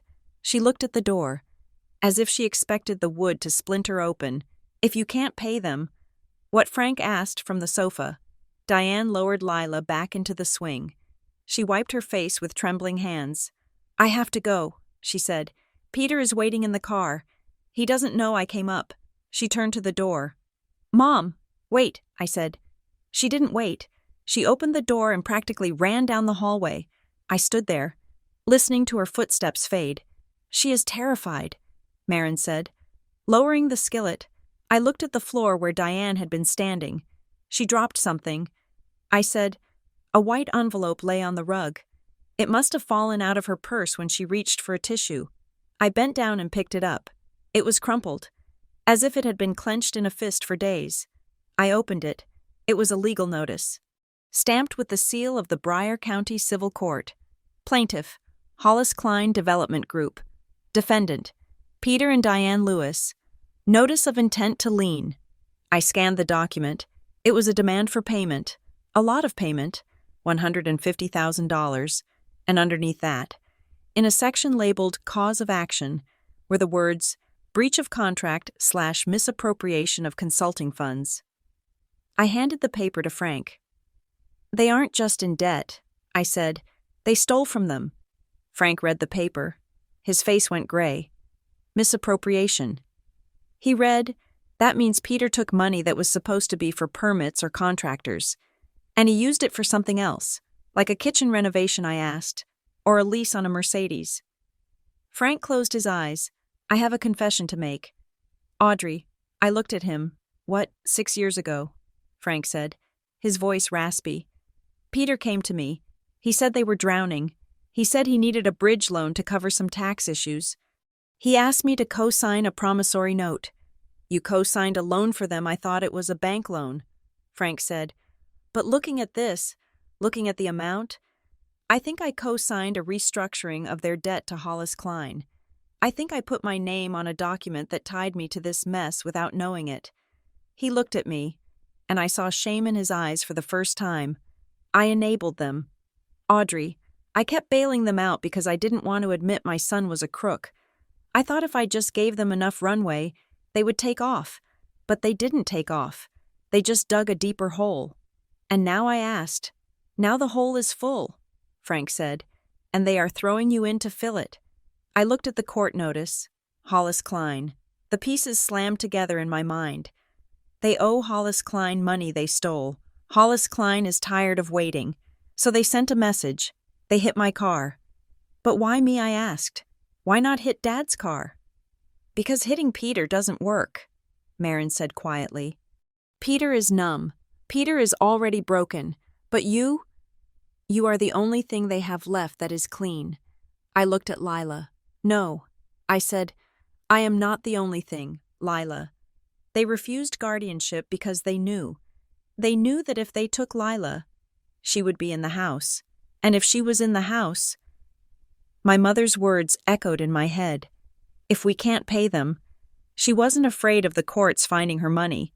She was afraid of the people she owed money to finding her grandchild. She didn't refuse guardianship to protect her assets. I whispered. She refused guardianship to keep Lila away from the target zone. Frank looked at me sharply. You think she knows she's in physical danger, I think, I said, looking at the door my mother had just fled through, that she knows exactly what these people are capable of, and she knows she can't stop them. I picked up the court notice and smoothed it out.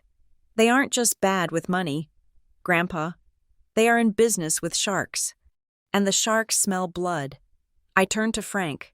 Call Samantha Voss, I said. Now Frank asked. It is 8 o'clock at night. I don't care. I said, call her. Tell her we found the motive. Tell her my parents aren't just defendants. They are potential witnesses to a crime. And tell her, I added, my voice hardening into something cold and unrecognizable, that if Hollis Klein wants a fight, they picked the wrong mother to run off the road. I walked over to the window. The street below was dark. The rain had started again. Somewhere out there, my father was sitting in a silver Mercedes, trying to fix a shattered life with broken tools. Somewhere out there, a black SUV was waiting, but in here, I had the truth, and the truth was a weapon I was finally ready to use. Marin locked the deadbolt. Frank dialed the phone, and I picked up my daughter, holding her tight against my chest, ready to face the storm that my parents had summoned. The office of Samantha Voss became my second home over the next 48 hours. It was a place of quiet carpets and heavy paper, a stark contrast to the chaotic noise inside my head. Samantha did not deal in comfort. She dealt in strategy. She sat across from me, her pen tapping a rhythm on a yellow legal pad, outlining the next phase of my life. We are not filing a lawsuit against your parents yet, Samantha said. Her voice was clipped, precise. Filing a suit requires specific allegations. And right now, we have suspicion and a police report. But we do not have the smoking gun that connects their debt to your accident. If we sue now, they will clam up. They will hire counsel. They will hide. So what do we do? I asked. I shifted Lila in my lap. She was awake, her blue eyes tracking the movement of a ceiling fan. We file a protective order of records, Samantha said. We petition the court to preserve any and all financial documents, correspondence, and contracts related to the Lewis family estate and any entities connected to them, including the trust your grandfather mentioned. Will they know? I asked. They will be notified, Samantha said, but they won't be the ones served.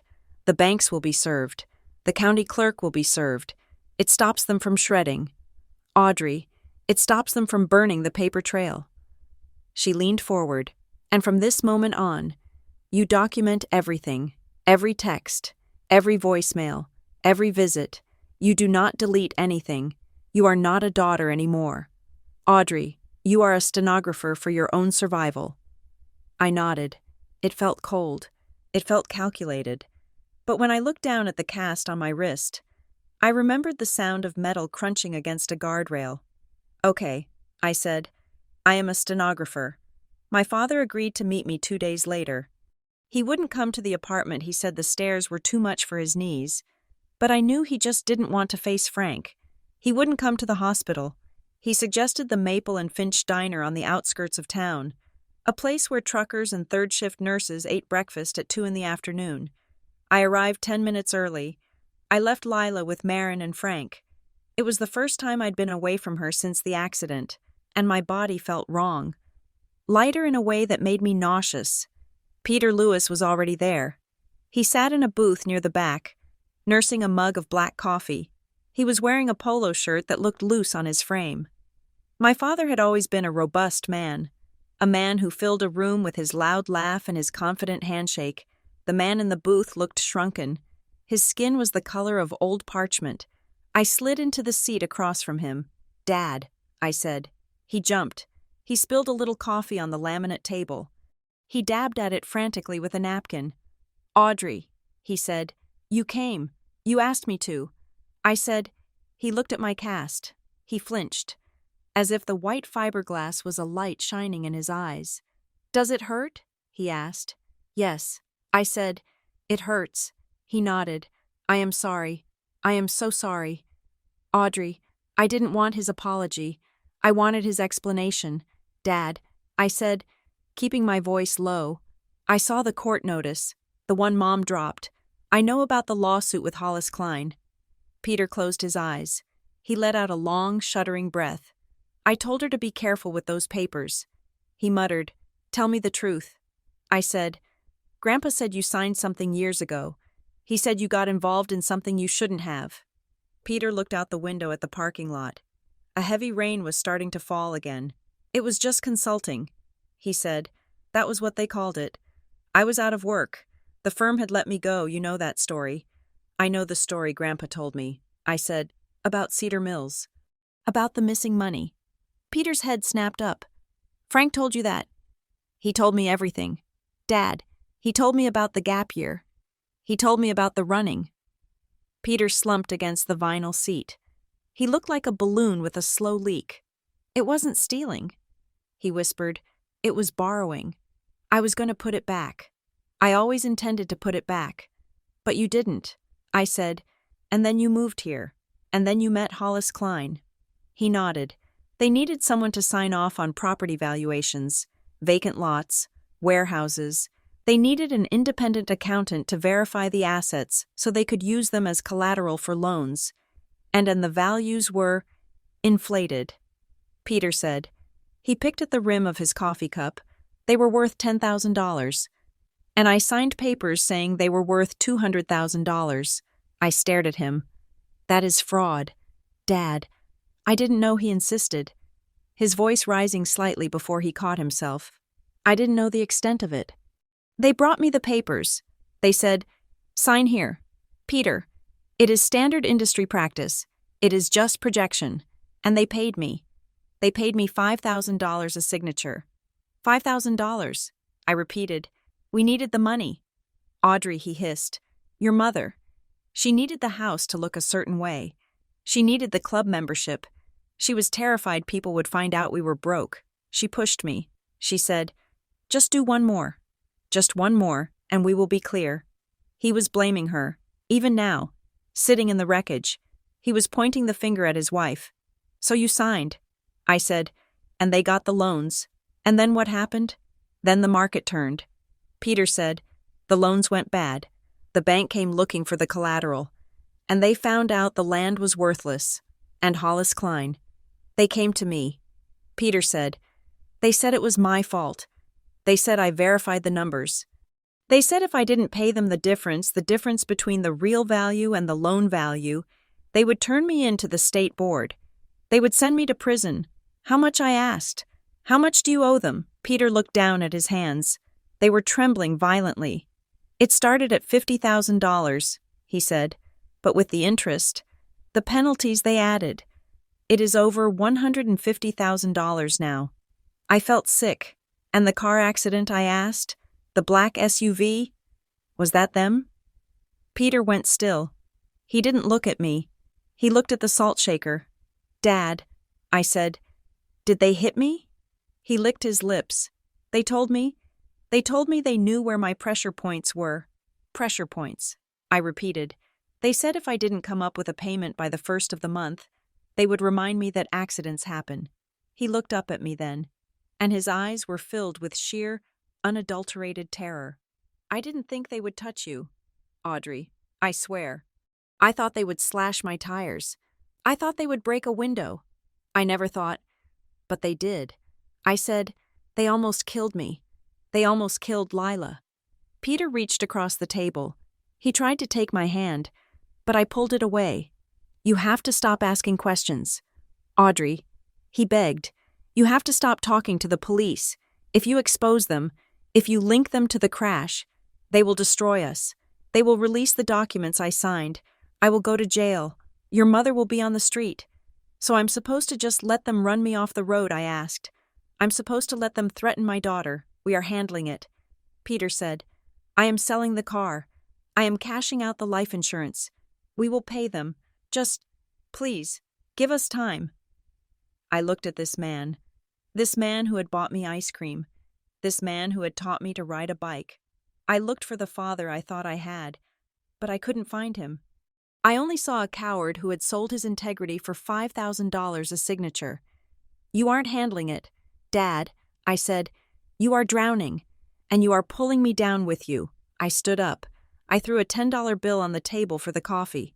"Audrey, wait," he said. "Don't." I said, "Don't tell me you love me. Just tell me one thing.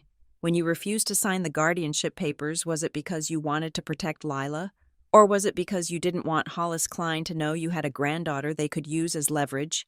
Peter opened his mouth, then closed it. The silence stretched between us, thick and suffocating. He didn't answer. That was answer enough. Frank went quiet after I told him about the meeting. He didn't rage. He didn't throw things. He just retreated to his motel room at the edge of town and told me he needed a day to think. When he finally called me, 2 days later, his voice sounded heavy. "Come to the motel. Audrey," he said, "bring the baby. Leave Marin at the apartment." "Why?" I asked. "Because this is family business," he said, "and it is the ugly kind." I drove Frank's truck, he had insisted I take it since my car was totaled, and parked outside the Starlight Motor Inn. It was a run-down place, the kind of place where people stayed when they didn't want to be found. Frank was sitting at the small round table by the window. The room smelled of stale coffee and old carpet. On the bed, spread out like a fan, were dozens of papers. "Sit down," Frank said. I sat. I put Lila's carrier on the other chair. Frank picked up a file folder. It was blue, faded at the edges. The label was typed on a typewriter. The ink faint. "The Lewis Family Trust." I frowned. "What is that?" He handed it to me. 20 years ago, Frank said. "When you were 13. I sold a parcel of land in Vermont. It was good land. Timberland. I made a significant amount of money. I didn't know that." I said, "No one did." Frank said, "Except your parents. I wanted to set something up for you, for your college, for your future. So I created this trust." I opened the folder. I saw bank statements. I saw legal language I didn't understand, but I saw the numbers. $300,000. "Frank," I whispered, "this is a fortune." Frank didn't smile. I set it up with a stipulation. He said, "I knew your parents were bad with money. I knew about Cedar Mills, so I wrote a clause into the trust. The income from the trust, the interest would go to Peter and Diane to help with family expenses, including your care, on one condition." "What condition?" "That they remained solvent." Frank said, "That they provided annual proof that they were debt-free and legally clean. If they got into trouble, legal trouble, tax trouble, the payments would stop, and the principal would lock until you turned 35. I looked at him, trying to understand. "So they have been getting money from this?" "Yes," Frank said. "Every month? For 20 years. It wasn't enough to make them rich, but it was enough to pay the mortgage. It was enough to lease the cars.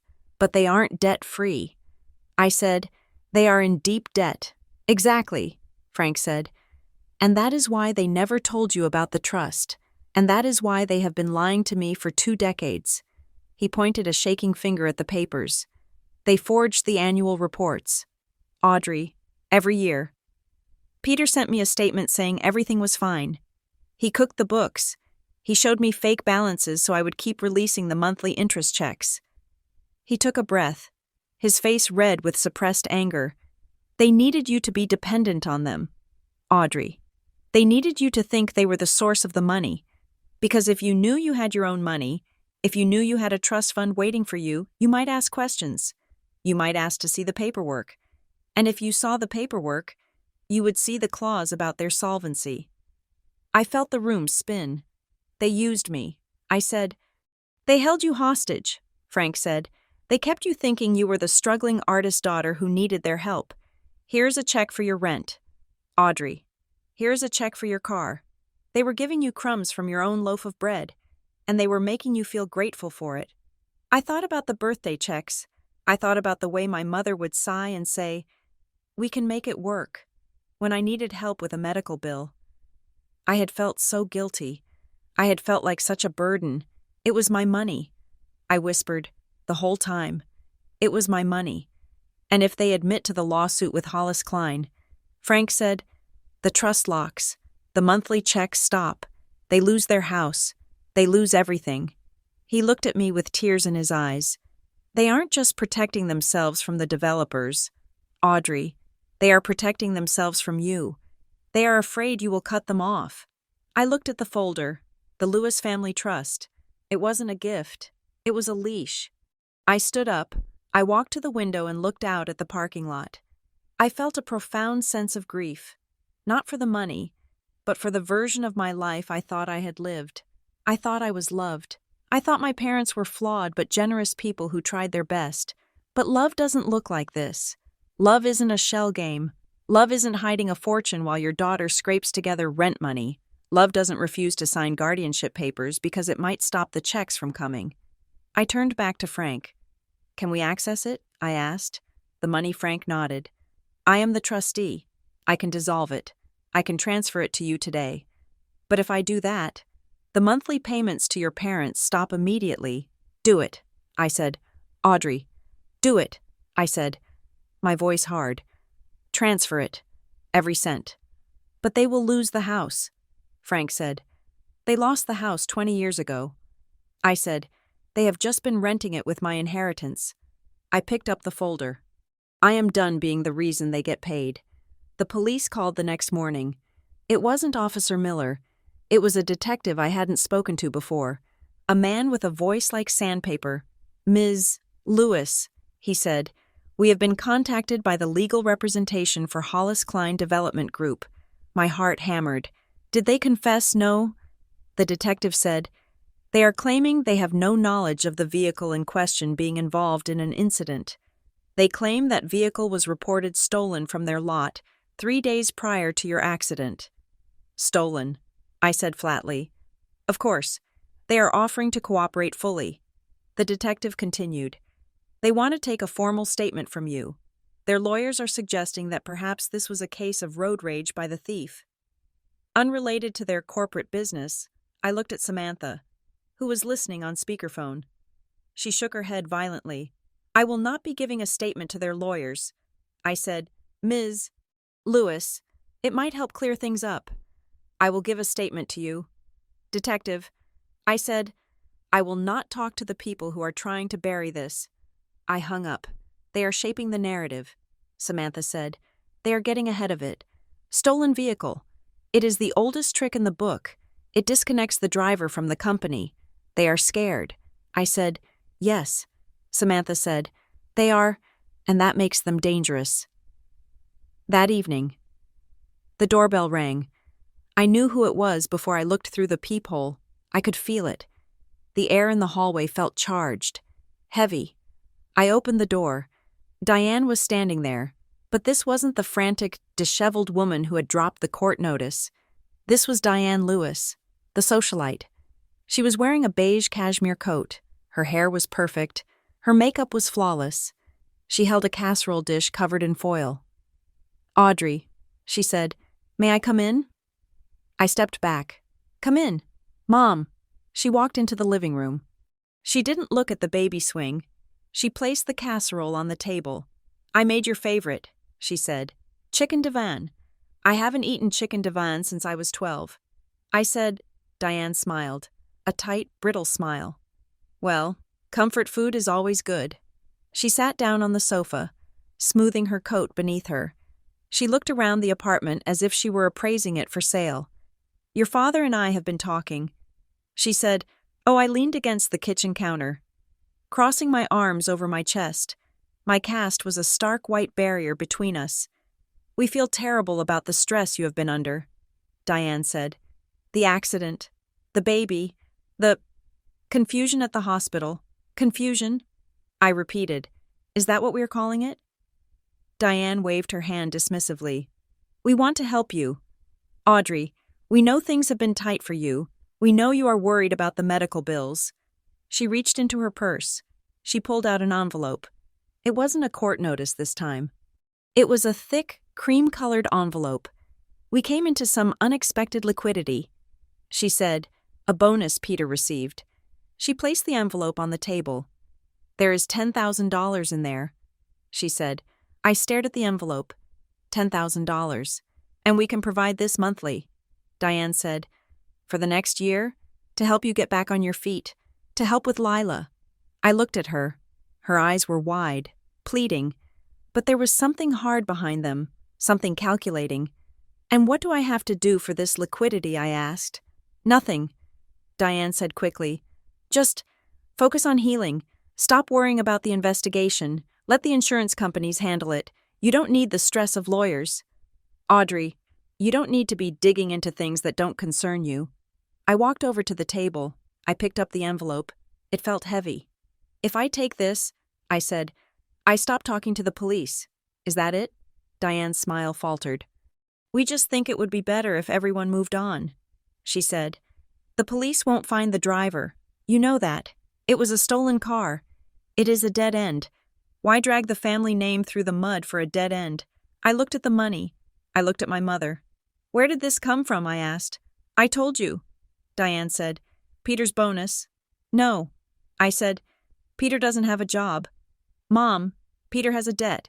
Did Hollis Klein give you this?" Diane stood up. Her face went cold. "I am trying to help you." "Audrey, did they pay you to shut me up?" I asked, my voice rising. "Did they give you a discount on your debt if you could get your daughter to sign an NDA?" Diane took a step back. "You are being ungrateful," she snapped. "Ungrateful," I laughed. It was a harsh, jagged sound. "You are bribing me. You are standing in my living room, holding my favorite casserole, and you are bribing me to let the people who hit my car get away with it." I dropped the envelope on the floor. "Get out," I said. "Audrey, please." "Get out," I screamed. Diane's mask slipped then. The composure shattered. Her face crumpled into a mask of pure terror. "You don't understand," she whispered. Her voice was shaking. "You don't understand what they will do to all of us." "Then tell me," I yelled. "Tell me the truth." Diane looked at the door. She looked at the window. "They will kill him," she said. Her voice was barely audible. "If Peter testifies, if he links them to the fraud, they won't sue him. They will kill him." I went cold. "Who told you that?" "A man," Diane said. "A man came to the house yesterday. He didn't introduce himself. He just said that accidents can happen to anyone, even to grandfathers in Vermont, even to babies in nurseries." She looked at me, tears spilling down her perfect makeup. "They threatened you, Audrey. They threatened Lila. That is why we can't be guardians. That is why we can't be involved. If we are close to you, you are a target." I stared at her. "I am already a target," I said. "No," Diane said. "You are a nuisance. But if you keep digging, you become a liability." She reached out and grabbed my arm. Her grip was surprisingly strong. "Take the money. Audrey, please, take the money and go away. Move to Vermont. Move to California. Just leave Briar Hollow." I looked at her hand on my arm. I looked at the envelope on the floor. She was asking me to run. She was asking me to do exactly what she and Peter had done in 1994. Pack the car in the middle of the night and disappear. I pulled my arm away. "I am not running." I said, "Audrey, I am not running." I repeated, "I am going to stay right here, and I'm going to burn Hollis Klein to the ground." Diane looked at me as if I were a stranger. Then you are on your own, she said. She turned and walked to the door. She didn't look back. She didn't say goodbye to Lila. She walked out into the hallway. A woman who had chosen fear over her family. I locked the door. I slid the deadbolt. I put the chain on. Then I picked up the phone and dialed Frank. "We need a meeting." I said. "With who?" Frank asked. "With everyone." I said, "You, me, Mom, Dad, and Hollis Klein, Audrey. That is dangerous. I know." I said, "But I am done waiting for them to come to me. Set it up, Grandpa. Tell them I am ready to make a deal." "A deal?" Frank asked. I looked at the envelope of cash on the floor. "No," I said, "a reckoning." The conference room in Samantha Voss's office was designed to intimidate. It had a long mahogany table that reflected the overhead lights like a dark pool of water, and the chairs were upholstered in a leather so stiff it squeaked whenever someone shifted their weight. The windows looked out onto the street, but the blinds were drawn, sealing us inside a capsule of high-tension silence. I sat at the head of the table, not because I felt powerful, but because it was the only place where I could fit the stroller. Lila was asleep, her chest rising and falling in a rhythm that was the only honest thing in the room. My parents sat to my left. Peter looked like a man who was waiting for a biopsy result. His skin was gray, and his hands were clasped so tightly on the table that his knuckles were white. Diane sat next to him, upright and rigid. Wearing a scarf that cost more than my monthly rent, she refused to look at the stroller. She refused to look at me. She stared at a painting of a sailboat on the far wall, as if she were trying to will herself onto the deck and sail away. Frank sat to my right. He had his cane resting against the table edge. He looked calm. But it was the calm of a mountain that was about to cause an avalanche. And across from us sat Elliot Brandt. He was the representative from Hollis Klein's legal team. He was younger than I expected, perhaps in his late 30s, wearing a suit that was tailored to within an inch of its life. He had a smile that didn't reach his eyes, a smile that was practiced in mirrors and boardrooms. He had opened a slim leather briefcase and placed a single file folder on the table. "Thank you all for meeting on such short notice," Elliot said. His voice was smooth, like expensive scotch. "We understand this is a difficult time for the Lewis family, and Hollis Klein wants to facilitate a resolution that benefits everyone." He looked at me. He looked at the cast on my wrist, "Especially you. Ms.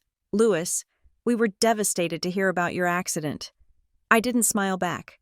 "It wasn't an accident," I said. Elliot's smile didn't waver. "According to the police report, it was a hit-and-run involving a vehicle that had been reported stolen from our fleet," he said.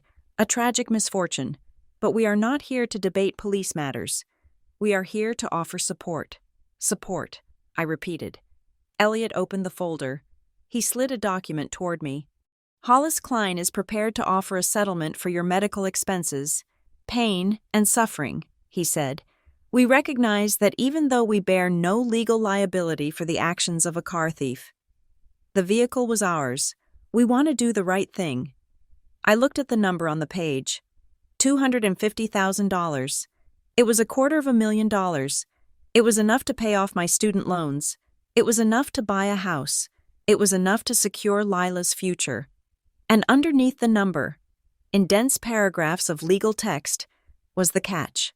The recipient agrees to a strict non-disclosure agreement regarding the events of November 12th.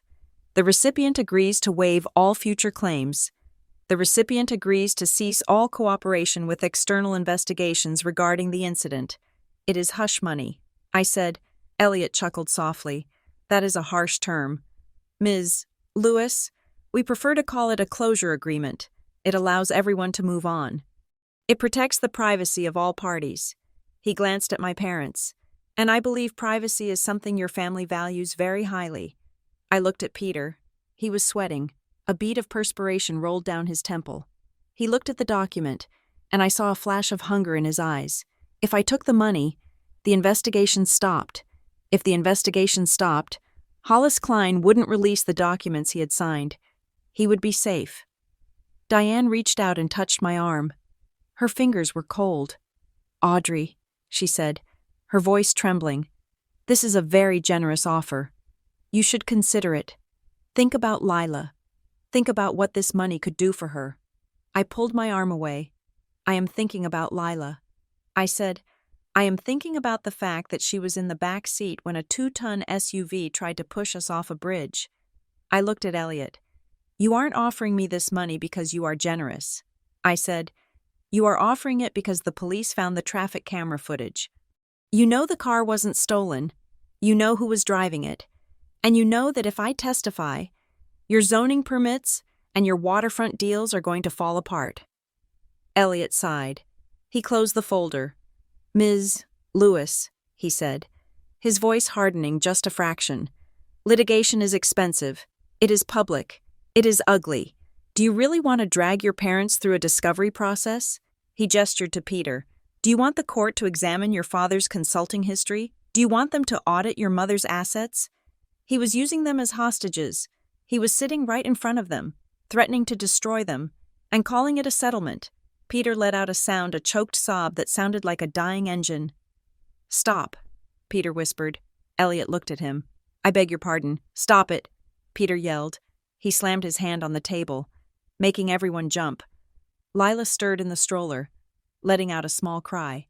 I can't do this, Peter said. He was breathing hard, his chest heaving. I can't sit here and watch you buy her. Peter, Diane hissed. Be quiet. No. Peter turned to me. Tears were streaming down his face. He looked pathetic. And yet, for the first time in years, he looked real.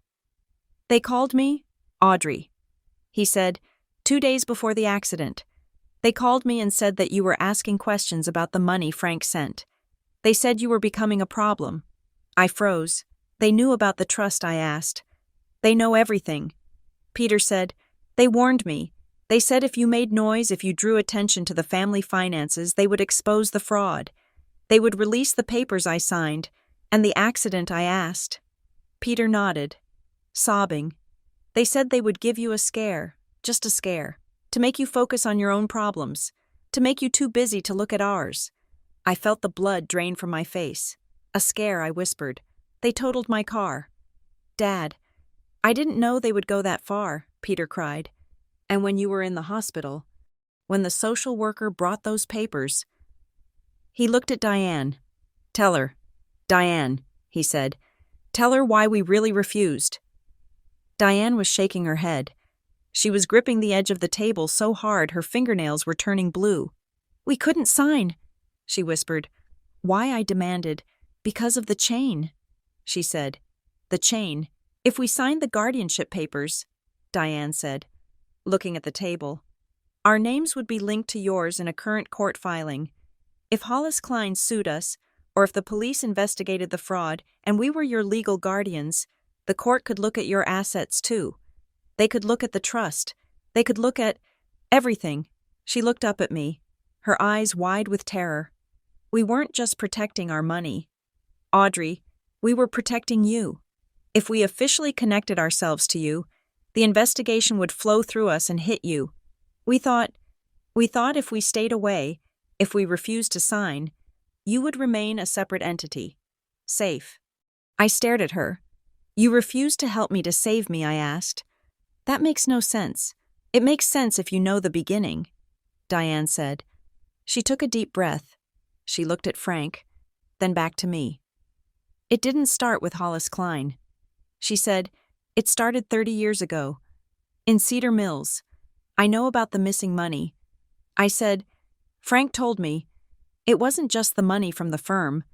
Diane said, it was the mortgage. She closed her eyes.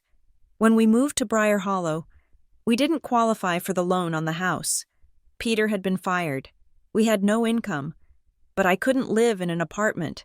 I couldn't let people know we had failed. So we falsified the application. We created fake employment records. We created a fake history. She opened her eyes. They were filled with shame. That is the document Hollis Klein has. Audrey. Not just the consulting fraud. They found the old mortgage papers. They know we committed federal bank fraud 30 years ago. If that comes out, we don't just lose the house. We go to federal prison. I sat back in my chair, The scope of it was staggering. They had built an entire life, an entire identity, on a foundation of lies, and for 3 decades, they had been running, scrambling, stealing, and borrowing to keep the facade from cracking. And when I got into the accident, they saw the crack widening. They refused guardianship because they thought their touch was poisonous. They thought that by disowning me on paper, they were keeping the infection of their crimes from spreading to my life. It was twisted. It was cowardly. But in a sick way, it was love, or at least, the only version of love they were capable of, a love based on fear and hiding. Elliot Brandt cleared his throat. He looked bored by the melodrama. "This is all very touching," he said, "but it brings us back to the point. Your parents have significant exposure. This settlement makes that exposure go away. Sign the NDA, Ms. Lewis, and the file on the mortgage and the consulting disappears. We shred it." He tapped the paper. "You save your parents. You secure your daughter's future. All you have to do is be quiet." I looked at the pen. I looked at Peter, broken and weeping. I looked at Diane, terrified and fragile. They were my parents. They had made terrible mistakes, but they were the only parents I had. Could I really send them to prison?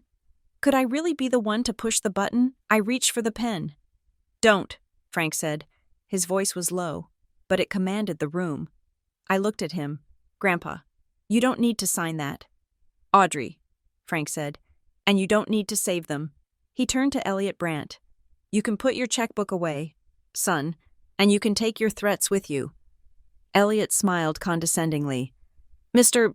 Lewis, I understand you are emotional, but your son committed fraud. If this goes to court, Frank interrupted, "you will find that Audrey Lewis is not who you think she is." Frank reached into his jacket pocket. He pulled out a thick, sealed envelope. He placed it on the table. Diane gasped. She recognized the envelope. "Frank, no," she whispered. "Please, not that." Frank ignored her. He looked at me. "Audrey," he said, "your mother said they refused guardianship because they were afraid of the chain. They were afraid that their legal standing would infect you. They were afraid that because you are their daughter, their debts become your nightmares." He paused. "But they were wrong, because legally, you are not their daughter." The room went silent, the kind of silence that happens after a bomb goes off, before the sound rushes back in. What I asked, my voice sounded tiny. Diane put her face in her hands and began to sob. 33 years ago, Frank said. "My niece, your cousin, died in a car accident in New Hampshire. She left behind a 6-month-old baby girl." He looked at me with such tenderness that my heart broke. "You, Audrey." I stared at him. "No, that's not true. Peter and Diane took you in." Frank continued. "They wanted a child. They wanted to present the image of a perfect family. But they were already in financial trouble. They were already running from the first set of debts." He tapped the envelope. "I handled the arrangement, but I didn't trust them even then. I knew they were unstable, so I never filed the formal adoption papers in the way they thought I did." He looked at Peter. "You thought you adopted her.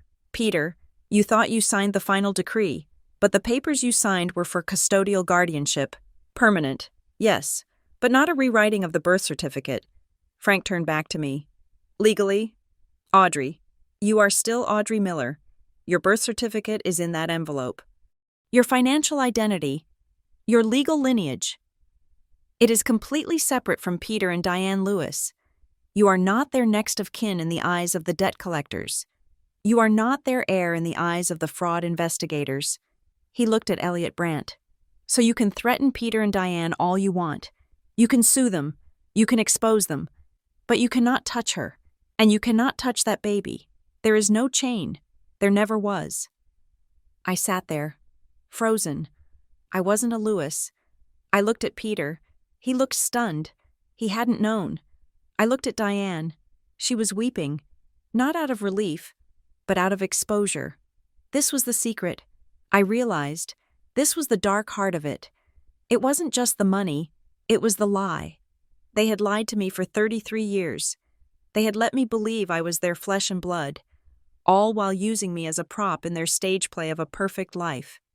And the irony, the terrible, crushing irony, was that if they had just told me the truth, none of this would have mattered. If they had told me I was adopted, I would have loved them anyway, but they didn't trust me with the truth. They only trusted me with the performance. They refused to sign the guardianship papers because they were afraid of a legal connection that Frank had severed decades ago. They abandoned me in that hospital room for a ghost. Audrey, Diane sobbed, "We loved you. You were ours. We just wanted it to be real." "It was real," I shouted. I stood up, knocking the chair back. "It was real to me. I was your daughter. I scrubbed your floors. I worried about your bills. I loved you." I pointed at the envelope. "You lied to me every single day of my life. You made me think I was crazy for feeling different. You made me feel guilty for not being like you." I looked at Elliot Brandt. He looked unsure for the first time. His leverage was gone. He couldn't use my family history against me because my history wasn't what he thought it was. "Get out," I said to him. "Ms. Lewis. The offer." "Get out," I screamed. "Take your money and get out. I am not signing your NDA. I am going to the district attorney. I am going to give them the police report. I am going to give them the traffic footage. And I am going to tell them that Hollis Klein attempted to murder a woman and her child to cover up a mortgage fraud." Elliot Brandt stood up. He closed his briefcase. He looked at Peter and Diane with a sneer. "Good luck," he said to them. "You are going to need it." He walked out. The door clicked shut. I was left with the three people who had shaped my world. Frank looked tired. He looked like a man who had carried a heavy stone for too long and finally set it down. Peter and Diane looked like strangers. I picked up the envelope Frank had put on the table. I held it against my chest. "Audrey," Peter said, his voice weak, "please. We were just trying to be a family. A family doesn't let their daughter bleed in a trauma ward because they are afraid of a background check." I said. I walked over to the stroller. Lila was awake. She was looking at me, her eyes wide and curious. "She isn't a prop," I said, "and neither am I." I turned to Samantha Voss. "I want a restraining order." I said. "Audrey." Diane wailed. "I want a protective order against Peter and Diane Lewis." I said, keeping my voice steady, "They are not to contact me. They are not to come near my residence, and they are not to come near my daughter." I looked at them. "You wanted to be unconnected," I asked. "You wanted to be invisible to protect your secrets." I grabbed the handle of the stroller. "Congratulations. You got your wish. You are invisible to us now." I didn't wait for them to answer. I didn't wait for them to beg. I pushed the stroller toward the door. Frank stood up. He grabbed his cane. "I'm coming with you," he said. We walked out of the conference room. We walked past the receptionist. We walked out of the building and into the cool, damp air of Briar Hollow. The rain had stopped. The clouds were breaking apart, revealing patches of hard, bright blue sky. I took a deep breath. It hurt my ribs, but it felt good. It felt like oxygen I hadn't tasted in 33 years. I looked at Frank. "Thank you," I said, "for saving me. Twice." Frank put a hand on my shoulder. "You saved yourself." "Audrey, I just gave you the paperwork." I looked down at Lila. She kicked her feet. "Reaching for the sunlight. We have a lot to do." I told her, "We have to find a new apartment. We have to talk to the district attorney. We have to find out who Audrey Miller is." But for the first time, the future didn't look like a dark road with a black SUV waiting in the shadows. It looked like a blank page, and I was finally the one holding the pen. I started walking down the sidewalk, the wheels of the stroller humming on the pavement. I didn't look back at the window where my parents were likely still sitting. Trapped in the prison of their own making, I had a daughter to raise, and I was going to raise her with the one thing they never gave me, the truth. Thank you so much for listening to My Parents Refused My Newborn. During my car accident, what Grandpa told them changed everything. This story was a journey through betrayal, secrets, and the ultimate realization that family isn't just about blood, it's about who shows up when the world falls apart. I hope Audrey's strength resonated with you. I'd love to know where you are listening from. Please leave a comment below telling me your country or city. It is always amazing to see how far these stories travel. If you enjoyed this story, please make sure to subscribe to Revenge Stories. We have many more emotional, dramatic, and satisfying tales coming your way. And please, share your thoughts in the comments. What would you have done if you were in Audrey's shoes? Would you have forgiven them? Until next time, stay safe and hold your loved ones close.